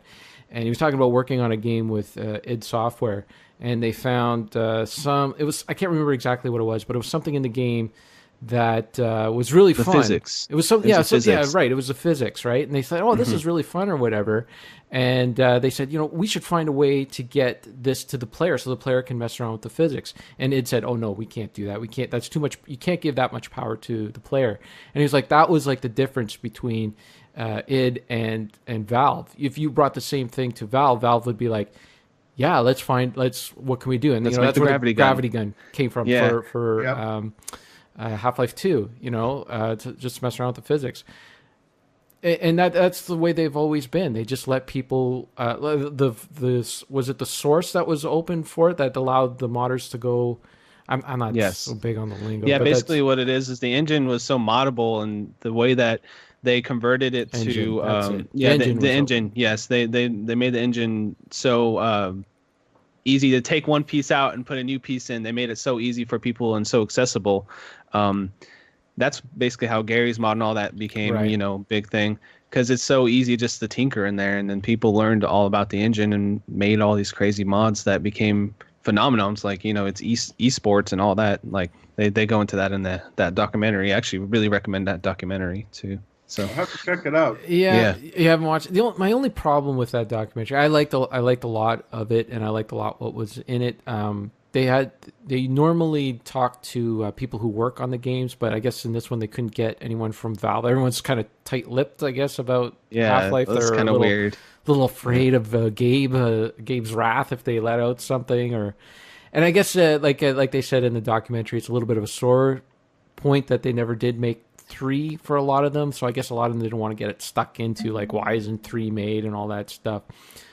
My only issue with that documentary, I like that stuff. I like that they went in and all that. But when it comes to the end and when they started talking about Half-Life 3 and their excuse was like the reason why we don't have Half-Life 3 is, well, video games have moved on. The single player is dead. Yeah. Everything's about open world games. Everything's about online games and all that. And it's like, No. Yeah, I didn't like that thesis. I did like the other part of the thesis where he's saying, it's Half-Life means inspiration for people, which was another thing he touched on, but he also did touch on the fact like, oh, well, maybe our imagination version of Half-Life 3 is a little better than, I imagine, yes, that would be the case. I mean, it could not live up to anyone's hype or anything, but to just suggest that the first-person shooter and the story in games is dead, I didn't buy that because I mean, you got the Wolfenstein games; those are successful. Doom just had a successful first-person campaign. They have another one coming out too. So. I know Dusk. I know the Far Cry games are open world for the most part, but they got stories in them in that too. Yeah. So I mean, it's not like as if they're completely dead. So yeah, I don't think he was specific. It was one of the devs that said that, right? I can't remember. Who They regurgitated that opinion a few times, and that was like a big chunk of the end. Like, well, we really shouldn't make Half-Life 3 because it's better not to have Half-Life 3. And I'm like, I don't know. I did like hearing the story of the Gearbox, how they kind of became a studio because they were helping Valve, and that's how they got their name. Gearbox, Valve, stuff like that. It had some cool tidbits in there. Well, and it was a nice advertisement for Titanfall 2 as well, because one of the guys who worked for Valve and worked on Half-Life, he apparently had a lot of ideas. Sorry?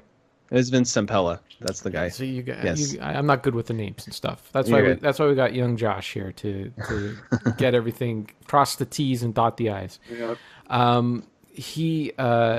I guess he worked on the Half-Life, and he had a bunch of ideas for Half-Life 3, and since they never got around to making Half-Life 3, when he eventually was able to put a story into Titanfall 2, he took a lot of the ideas that he had for Half-Life 3 and he put them into Titanfall 2. So that was a nice advertisement for that game, because now I really want to play that game. I haven't played it either. I heard the Titanfall games are really good. I played the demo of the first Titanfall. Well, the first one just has the multiplayer, but the second one they actually put the campaign in it, and apparently the campaign is excellent. That's what everyone says, and it's probably because a lot of those Half-Life 3 ideas might be in there. So I definitely want to give that.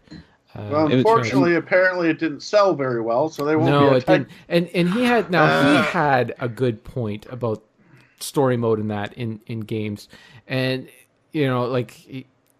he talked about this with the Call of Duty games and the shift that they went from single player to just multiplayer now, right? Like you buy a Call of Duty game now and it's just multiplayer. There is no single player campaign, right?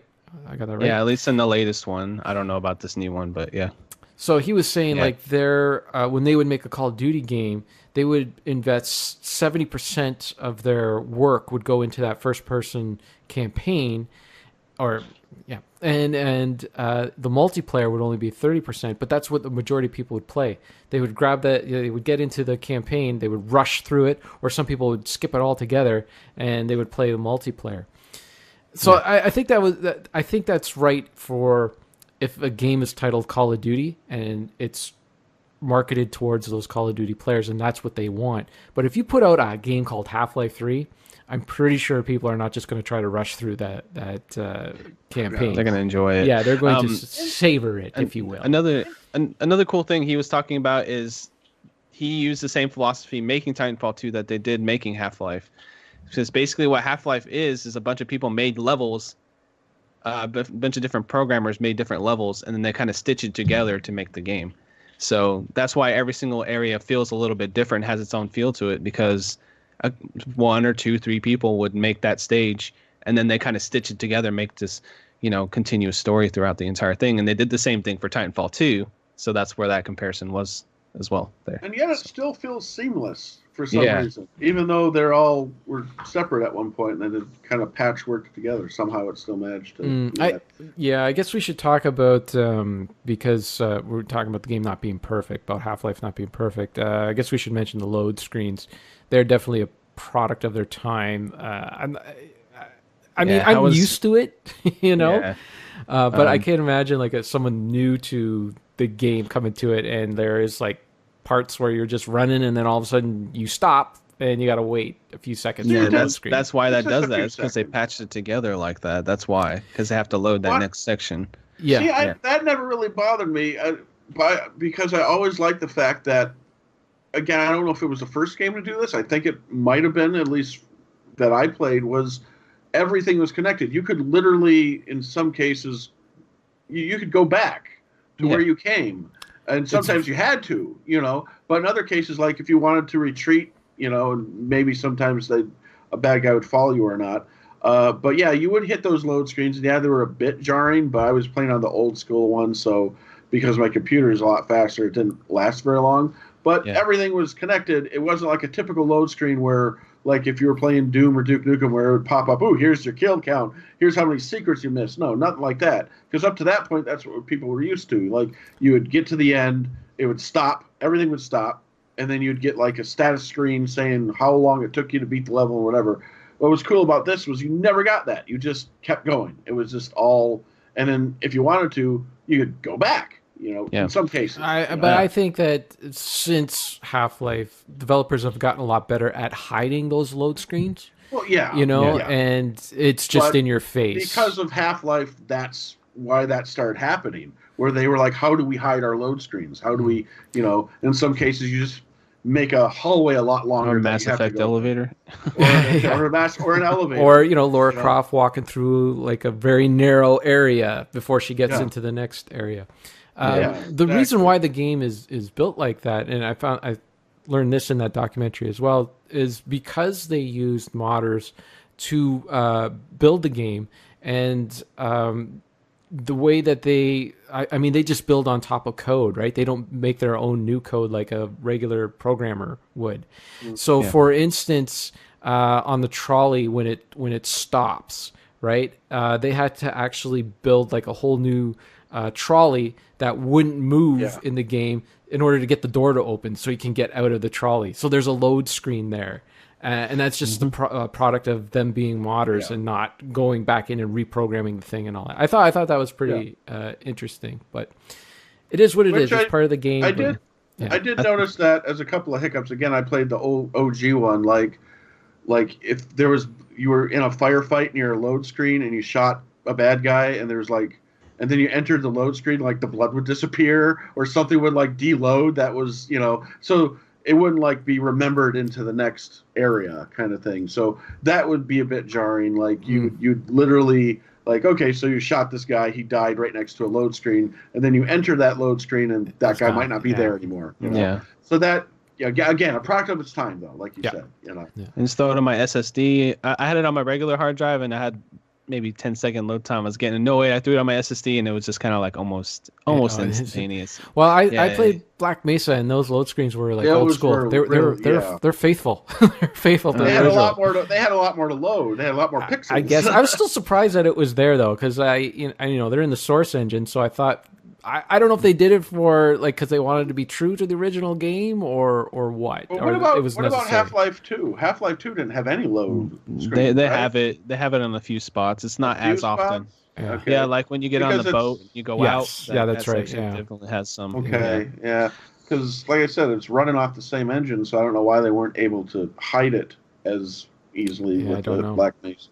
But again, maybe that I feel like they really, with Black Mesa, when I've played it, I feel like they tried to overcompensate in some places and put too much extra detail. You know, like, oh, well, this was only opened up a little bit in the original game. Now let's open it up a lot and make this big scrolling thing, you know, which is fine. But in some cases, like, well, you really didn't need to do that. You know, like you could have opened up a little bit more, but you didn't have to make it this elaborate. Yeah, I wish I'm enjoying it for what it is, but I wish it was a little more faithful to the original, because that's all I really want. Is just I don't even want it actually. I kind of as I'm playing it, I'm like, this looks nice and everything, but I'm missing the classic graphics. I'm missing the old blocky graphics. It's part of the. You wish it was kind of like. The Halo anniversary where you could hit a button, and switch back. Yes, exactly. Cool. Yeah. I don't think you could do that though in Black Mesa because they changed too much stuff. They changed too much stuff. So they add extra rooms and add side rooms and all this other stuff. That again, they didn't. It's not horrible. It's not bad. It's just. I was gonna ask, did Black Mesa ever put Zen in there, or is it not there yet? It's not there yet. I haven't finished it yet, just because I was get to the point where you're going to enter Zen and then it stops. Yeah, that's my understanding. I'm still on. I actually made it pretty far. I'm on Forget About Friedman, so I'm fairly close to the end there. But I will say they did add some new lines to Black Mesa, and my favorite line is right at the beginning when you're right before you're going to enter. You enter the two doors, and they added the security guard who's supposed to let you in. And he's sitting there and he has to punch you in. And he goes, "Oh, man, you cut the ponytail." Sell out. That's cool. That's little line. So I do like that they added even more interactions. It's just like when the guard comes up to talk to you when you first get off the train. It's just like, "Barney's been pretty scarce around here. His bar tab's been going too high." You know? And it's like, that's just great. It's like they know the character. They've added that extra lore to it, and it's kind of funny. It just makes you kind of laugh. And for some reason, that's like nice my favorite. Touches. Yeah, a nice little touch. So I do enjoy that. Oh man, you cut the ponytail. So how do y'all feel about Zen? That's actually a good question, because I know it's a complete departure from the rest of the game. So. I don't completely love it. I do love the new setting. It's cool. Like it looks awesome. Like I like the way they portrayed it, but I feel like it's not as good as solid as the rest of the game, in my opinion. It's jarring. I agree. I like the look of it. Because that's the thing is it's a constantly evolving game, but like I said, it is a bit jarring. And then again, you have some platforming moments with low gravity, which can be a bit of a pain, especially when you're fighting monsters at the same time, aliens at the same time. It's never been my favorite part. Like, there's been times in the past where I get to that point and actually have stopped playing. And it's not that I hate it. It's like I can play through it. It's just like that. And I never was a big fan of the final boss either. It's just like I'm just working to this boss that I don't like to fight, you know? He's And he's not a very interesting boss either. He looks weird, but it's like, this is what I've been building up to. You know, you're kind of expecting something else. So Zen's okay. I like the way it looks. I like that you get a little more lore where you find out, oh, the Zorgon are, enslaved to these, whatever this is, So you find out a little bit more lore that way. But other than that, and other it being the end of the game, it is a bit jarring, and it's definitely not my favorite part of the game. I think that it's been overblown how bad it is. Like, it's not Yeah. that bad. It's actually, it does make sense that you're on an alien world. It's going to look different. It's going to be different. You know, I've heard like, well, it's really jarring because you're fighting aliens now instead of fighting soldiers. Well, no, you've been fighting aliens throughout the entire game. You just weren't fighting the giant nutsack monster. That's Right. all. So I mean, I'm not a fan of the platforming on that level by any stretch of the imagination. It is terrible. But and they added those launch pads with low gravity. I don't like that as much either. Yeah. It's not the best part of the game, but it's not a deal breaker to me. It's not like as if this game sucks. I still enjoyed it. Yeah, like it's fine. It's fine for what it is, and to me it does make sense. You know. Yeah, like it does fit in with the rest it makes sense story-wise and stuff like that. But and again, I like fighting the nutsack spider too. I like him. The final boss. Yeah, it's just kind of, I don't know. It's like a giant balloon or something like that. You know, it's just he's weird. Yeah, it's not the greatest, but I can kind of get it though. He has a big old head. He's controlling everybody and slamming a race. You know, so yeah, I don't know. It's not as good as the other bosses in the game. Like, I mean, if you put that tentacle monster at the end, I don't know. Maybe that would have been better. I don't know. Yeah, the head crab mom is pretty good though. I didn't mind fighting that. That's the nutsack one. The head crab mom, I guess. The head crab mom. Yeah. She shoots out those like mini head crabs. That's like the only time you ever see them. The little tiny ones that do like 2 damage when they hit you. Oh man, yeah. Those are fun. Yeah. What did you think about that one, the weapon there, where you get the little whatever they're called? They look like little ticks that bite you, and you can throw them out at them, and they go jumping around and attacking things. But then once they kill everything, they'll turn around and attack you. Yeah. What do you think of that? Like, I don't know. That is it. I find it more fun. Thing. Yeah. Yeah, I never used it as a weapon, but I always found it hilarious. Like, if you just stand there with it in your hand, like, eventually you'll just see Gordon, like, take his finger and try to, like, pet it. And it just starts biting at it. Yeah. And I just, like... There was some good animations. Yeah, I just like the little personality they put into it.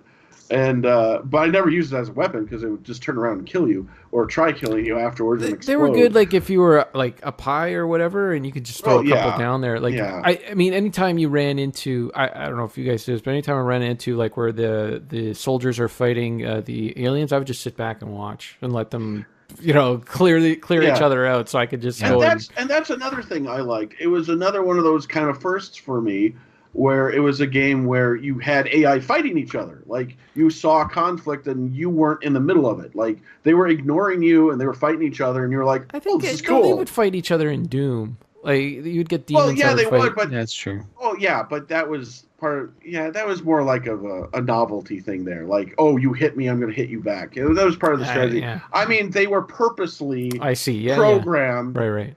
In to fight script, each other. Like, to fight each like other. little battles, yeah. It wasn't like in Doom, they weren't like, it was just because you tricked one into hitting the other, so now they're going to fight each other. In this one, it was like part of the story. Like, it was the gradual progression. You fought the aliens, you fought the soldiers, then you got to the part where it was just all hell broke loose, and the soldiers and the aliens were fighting each other, and you were like trying to sneak by them or whatever, and you know. And again, I thought that was always a neat touch. So this is my first experience like with Zen, like, period. I never got to that part before. The part that like kind of like haunted me a little bit is seeing the I was forgetting Gorgon, right? That's the Gorgon, whatever they're called, with the chains on, and they can't attack you or anything, and they're kind of like just working the gears. There's like this big tall tower you could look up. It goes really high up. And I felt really bad because the dudes with the Hornet guns came out and they started killing them too while he's trying to attack me. So I actually kind of had some like remorse for these enslaved aliens. For a minute there. But yeah. Oh yeah. No, I totally agree. Because up to that point, they've always just been the enemy, and so you like enter the room. And I think the first time I played it, I actually started shooting them when I first entered the room because I'm like, they're going to attack me, and then all of a sudden you stop and you're like, they're not shooting back. What? Yeah. And it's an aha moment, you know, and you're like, oh, geez, now I feel really bad. Yeah, and of course in the sequel, they're your allies, like the free man. So you have freed us, even you freed the free man. Always found the game to be gory too. Like, this was like one of the more, like just you see human skulls and bones. It's visceral. You can explode things. Yeah. Not Arms, quite as gory as Soldier of Fortune, which came out around that time too. No, I think. yeah, that one is like you can blow people's heads off, but you can still blow soldiers. Like if you set off a bomb in there, and you go in there. There's like a torso and limbs. If you get crushed or crushed, or early on when all the scientists are getting dragged up into getting eaten by the head. When that soldier comes up and the barnacle hits his head at the beginning. That's pretty. Yeah. Those little things that you just round a corner and you see those little moments like I think there was like one doctor trying to save the other scientist into the air vent and all of a sudden they just get pulled in and all of a sudden you just see all these bones and stuff get spit out and you're like not going there. All done within the game too. No cutscene. It's great. Or the scientist hiding in a dumpster. And then there's like a head crab, and he shuts the dumpster. He's like, I'm just staying right here. Yeah. I'm just like, it's great. It's all this stuff is just passive stuff you see along the way too, and it just adds to that atmosphere. Yeah, it makes it realistic because this is stuff people would be doing. Like the scientists would be panicking, hiding in dumpsters, and trying to help each other. And most of the time they'd be woefully overpowered and killed, unfortunately. So so good. Yeah. Okay, well, it's getting to be that time. Plus, I got to be up at 5:30 tomorrow morning. So. Oh, I'm sorry. No apologies. This is all part of the plan. You want to do like final thoughts then for everybody? I think the whole thing has been a final thought. It's great. Yeah. It's amazing. Play this game. This is going to be my game. It has that feel like I'm going to want to go back and play it sometime. I know I will. Oh, yeah. It's even there. Yeah. And even just the intro. Sometimes I just go back just to play the intro. Just because, I don't know, it's that buried inside. It affected me that much the first time I played it that sometimes it's just like, I just want to ride that trolley again, And it's nothing of significance happens on that trolley, but it stuck with me that bad that it's like I want to go do that again. I want to just play that opening part. I want to get to that part where all chaos breaks loose, and then it's just like there, I'm satisfied, and then you shut the game and go about your business because it's that visceral feeling of that was such an experience that stuck with me and stayed with me for so long that I want to go experience that again. And you do. And every time I play it, it still feels amazing to me. It still feels like that cinematic experience that I felt the first time I played it. Yeah, I'm with you. Like every time I play it, you get that little feeling like, is this game really as good as I have it in my head? Is it really... am I going to get to the point where it's like, this, it's starting to show its age, it's starting to show, it's not really as good as, but no, that doesn't happen. I start playing it and I'm like, this is really that good. It does live up to everything in my head. It's, there's a few things here and there. It's not a perfect game, but for the most part, this is a fantastic game that I think everybody should play. And the expansion packs too. Those are great too. Don't overlook them. I highly recommend them. If you're short on time, probably Blue Shift is the shortest campaign of them. So, if you don't have a lot of time, play that one first. But Opposing Force is great, and I love it.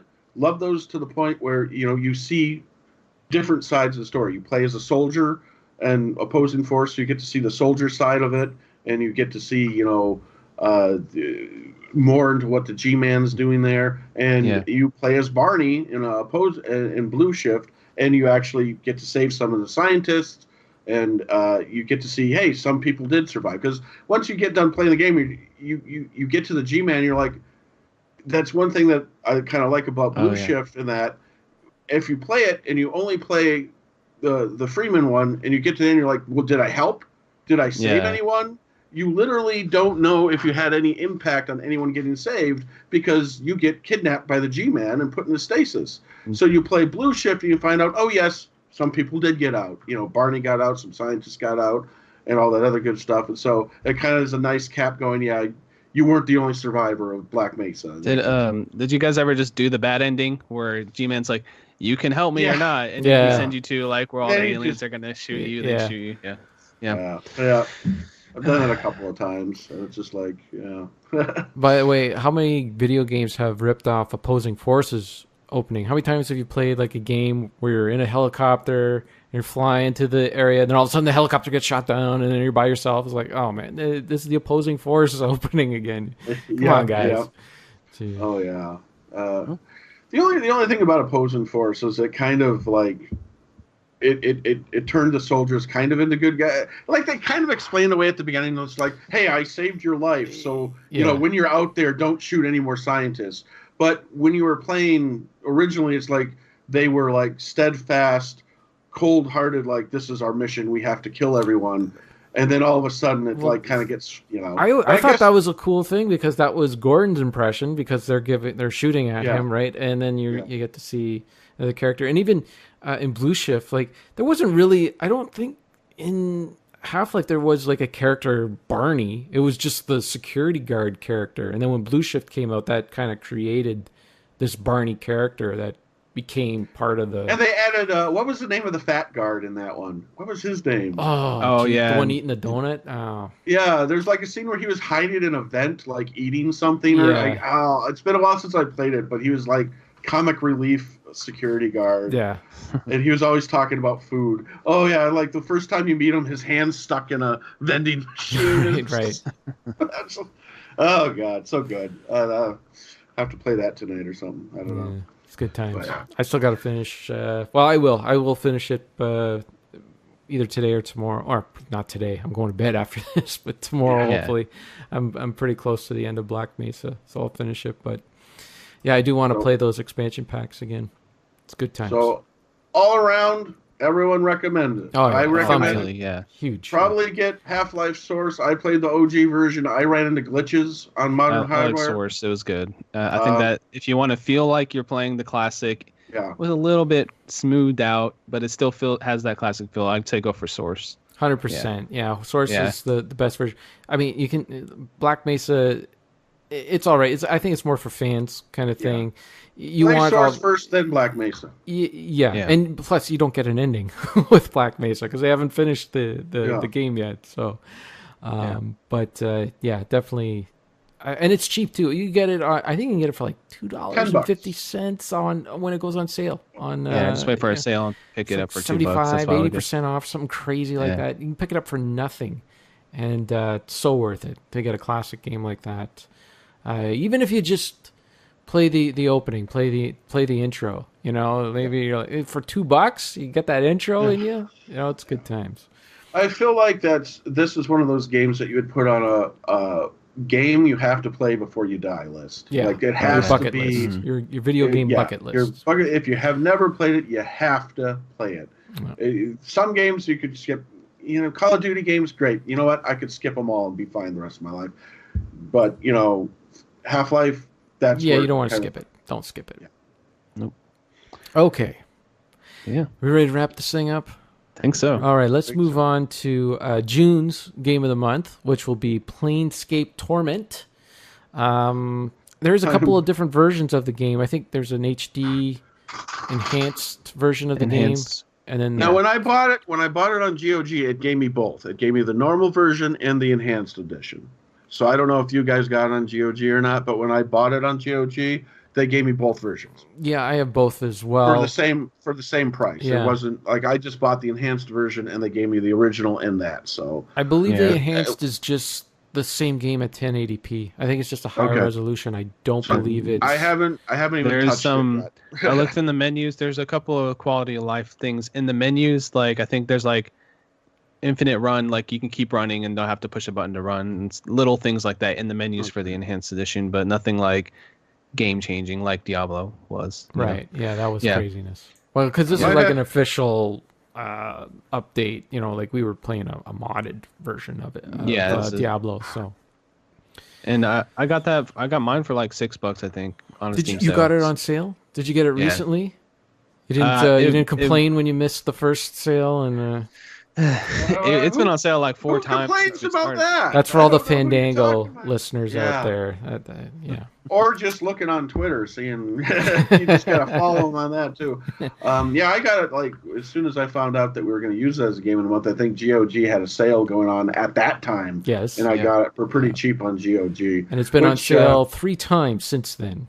Yeah, So no this is a reason to long game, complain. too. Yes, it's supposed to be 150 hours to finish. Oh man, I don't know if I'm going to be able to. Oh, I'm gonna tell- try. through a I'm lot gonna of it, try. yeah. Somebody's got to Uh, get to the ending. Somebody has to. I'm gonna try. Is watching a walkthrough legal? I think I'll be able to beat it. I'm gonna give it the old college try. Yeah. You know. Yeah.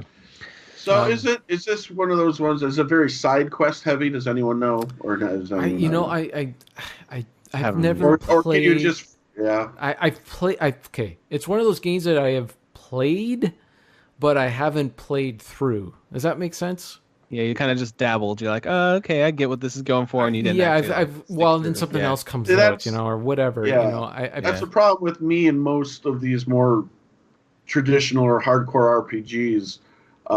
Is that's what I start it, I get a little bit into it, and then something else comes up, or So well, that's what the quick save club is all about, right? To get Yeah, you I to know. get in there and go further than you ever have before. make it feel like a job. I mean, make it feel like a good. No, just You kidding. gotta work for it. You gotta work for it. You gotta push hard. Damn it. Okay, so that's June's game of the month. Then we got November's game of the month announcement time. Josh, Still want a total annihilation. Sorry, keep going. you haven't. Have you ever played Total Annihilation? Have you Yes. actually played it? Yes, I don't know because I was looking at the reviews and they were not favorable. They were like I don't. Everyone I've ever talked to loves the game. I thought it was, I don't know. There was some questionable Well, reviews of it. they're doo-doo heads because that was one of my favorites to play back Stop in the day. listening to the doo-doo heads. Well, Yes. anyways, we did a poll on Twitter, and Josh, you as chief of social media there, you have the results of our Yes. official Twitter poll. I can What do we read got? the percentages here. Hold on, I didn't actually have it pulled up. Man, I'm so professional. Oh my goodness! I know the winner, but I mean, I guess never- everybody would if you looked. I'll never get to bed. All right, I know. just pull it up. Pull it up. I am. Pressure's My computer's on. being slow. Pressure's on. Oh, his computer. It's the computer's problem. That's a good, Yeah. Okay. We had three choices: Warcraft, Starcraft, and Age of Empires. Warcraft had 25% of the votes. We had 32 votes total.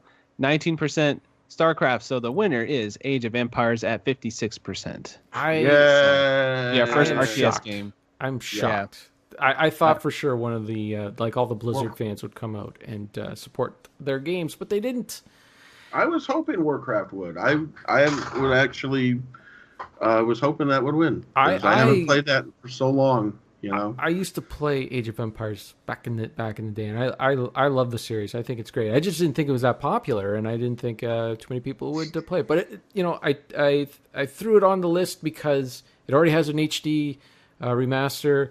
I didn't want us to get into the Command and Conquer series until the HD remasters come out. Is that coming out? It's supposed to be this year. Supposed to be this year. I couldn't guarantee that it was going to happen by November or in November, or even if it is going to happen this year. So this We can play the mobile version. No, just kidding. No, never. And the only We are reason the PC. only way to buy those is like a big pack that's like $30, right, or something. I don't know. Yeah, I have it, and it's good. I mean, you get a ton of games for the price, but I mean, Yeah. I can't expect everybody to jump in just for one Command and Conquer game, to have all of them, So Yeah. unless you're really into the series, so I think you can only buy it in the Microsoft store right now. I don't think Yeah. is Age of Empires, Origin, yeah, it's only on Origin. Is it Origin or because Command and Conquer? Yeah. Oh yeah, no, I'm it's talking. EA. I switched over to Age of Empires. Oh, Age of Empire. I haven't even looked. I think it's only on the Windows Store. Let's see, Age of Empires Here's some clicky clackies if I do it. Enhanced Edition. Because Age of Empires 2 is on Steam. It's not on. Is it? Oh, the first one's not on Steam. The first one is not on Steam. There's the Age of Empires Legacy bundle for $64. I don't know what that entails. Because I don't... Oh, my Origin doesn't work very well. I don't know how I'm going to purchase this. There's the Age of Empires Definitive Edition on their website. Where is... There's no download link on their main website here. I do not want to have to... I know it's available, though, right? Yeah. It has to be. It is on the Windows Store. Okay. Because Microsoft owns it, right? It's their IP. So you have to go to the little Windows 10 app thing. Yep. Go there. Yeah. Okay. So it's there. It's $22 right now. But I would wait for that to go on sale. I'm gonna put that on my wish list, on my Microsoft Store wish list. Check I've Amazon. only been in there one time on that. But I bought a it's few available. I bought a few things on the Microsoft Store. I got Voodoo Vince and I played Forza. Sea of Thieves. I played Sea of Thieves on there. Yeah. Crossplay and stuff like that. I got But my Forza Horizon. yeah. Right. I mean, come on. On Amazon, you can also, just in case there's an Amazon deal, you can check it there. They do have a download version, Windows 10, of Age of Empires Definitive Edition, also on Amazon. Yeah, I think So that's an American thing. Oh, yeah, they don't okay. do it in Canada. It has a two out of 5 stars, so that's interesting. At least on Amazon. It's everything that I saw about the definitive edition has it rated in the top 5 for Okay, RTS. That's cool. I've seen it on a lot of lists because I was looking at RTS lists, what can we play? Because that's what we wanted to play for that month. So, I mean, yeah. I used to play the crap out of it back in the day. I remember. I should actually, you know what I need to do? I should actually ask my brother-in-law because he might actually have a physical copy of it that I might be able to get from him. I used to a long yeah. time ago, but I don't think I have it anymore. They have Age of Empires, the Age of Kings on Nintendo DS. I've seen that too. Yeah, I'm pretty sure that's not the version we want to play because we are the quick save club. No, I never knew that there was Age of Empires on the DS. That's all I'm saying. But yeah, I do want to play Command and Conquer one day, and we already know who the guest is going to be, and as soon as that's available, we'll do that. So. Oh, absolutely, yeah. No, I'm a huge I like Age of Empires. I love Command and Conquer. I love that series so much, but I want to do it right, and I want it to be accessible to people and have people be able to play it. So don't want to rush into it. So, and that should be happening soon, where they become more readily available. It should be nice. Oh, my Westwood Studios. I loved Westwood Studios, and then EA bought them and chewed them up and spat them out. Same thing with the SimCity developers too. Maxis, yeah. And then Burnout, Criterion Games. Yeah. The list goes on and on. Thanks, You're EA. just bumming me out now. We all go to bed all sad. What about EA. Way to end this on a happy note. Let's end this on a happy note, yes. Shout-outs to Dean's Journal on the forums, which is amazing. If you haven't, he had a great, very, very detailed journal experience for Diablo. He's also doing that with Half-Life.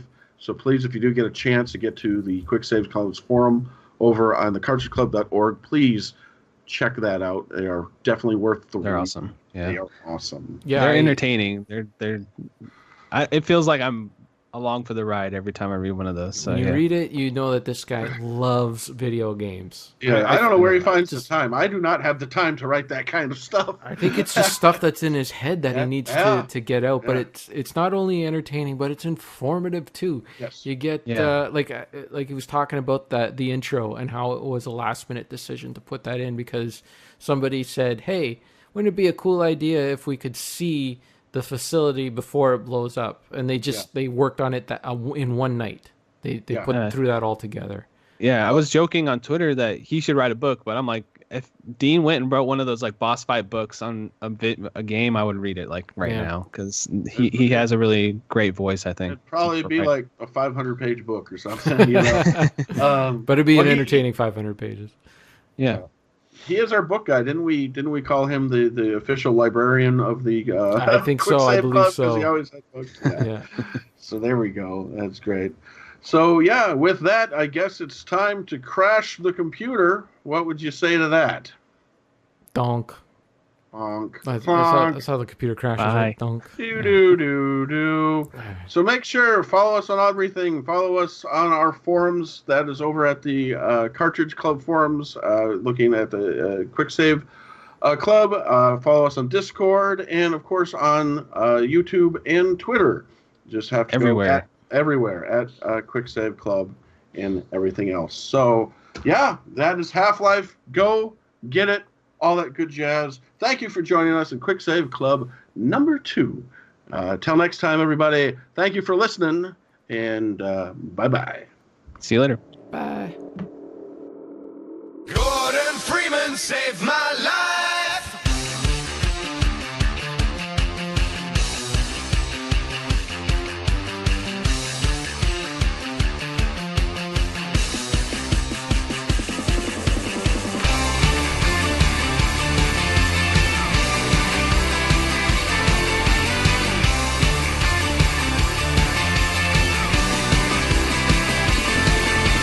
Gordon Freeman saved my life.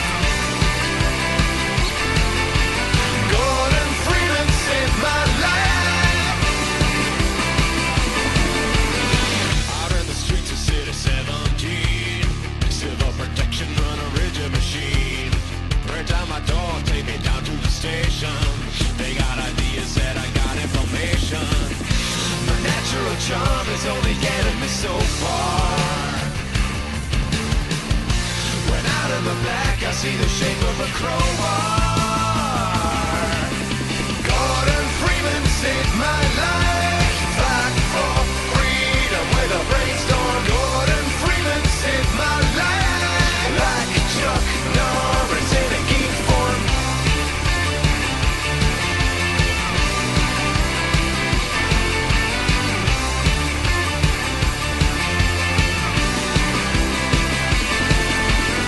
Completely silent, a violent creature. Despite looking like a geography teacher. Moves at the speed of a cheetah in its prime. Apparently he ain't running on valve time.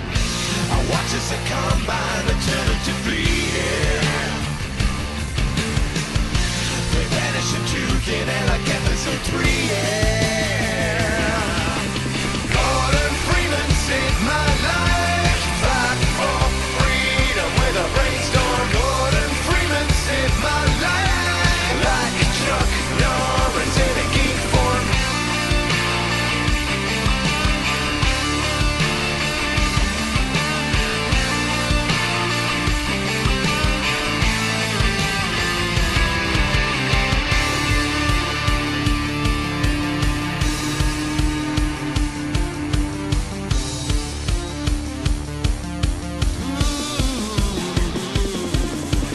Gordon Freeman saved my life.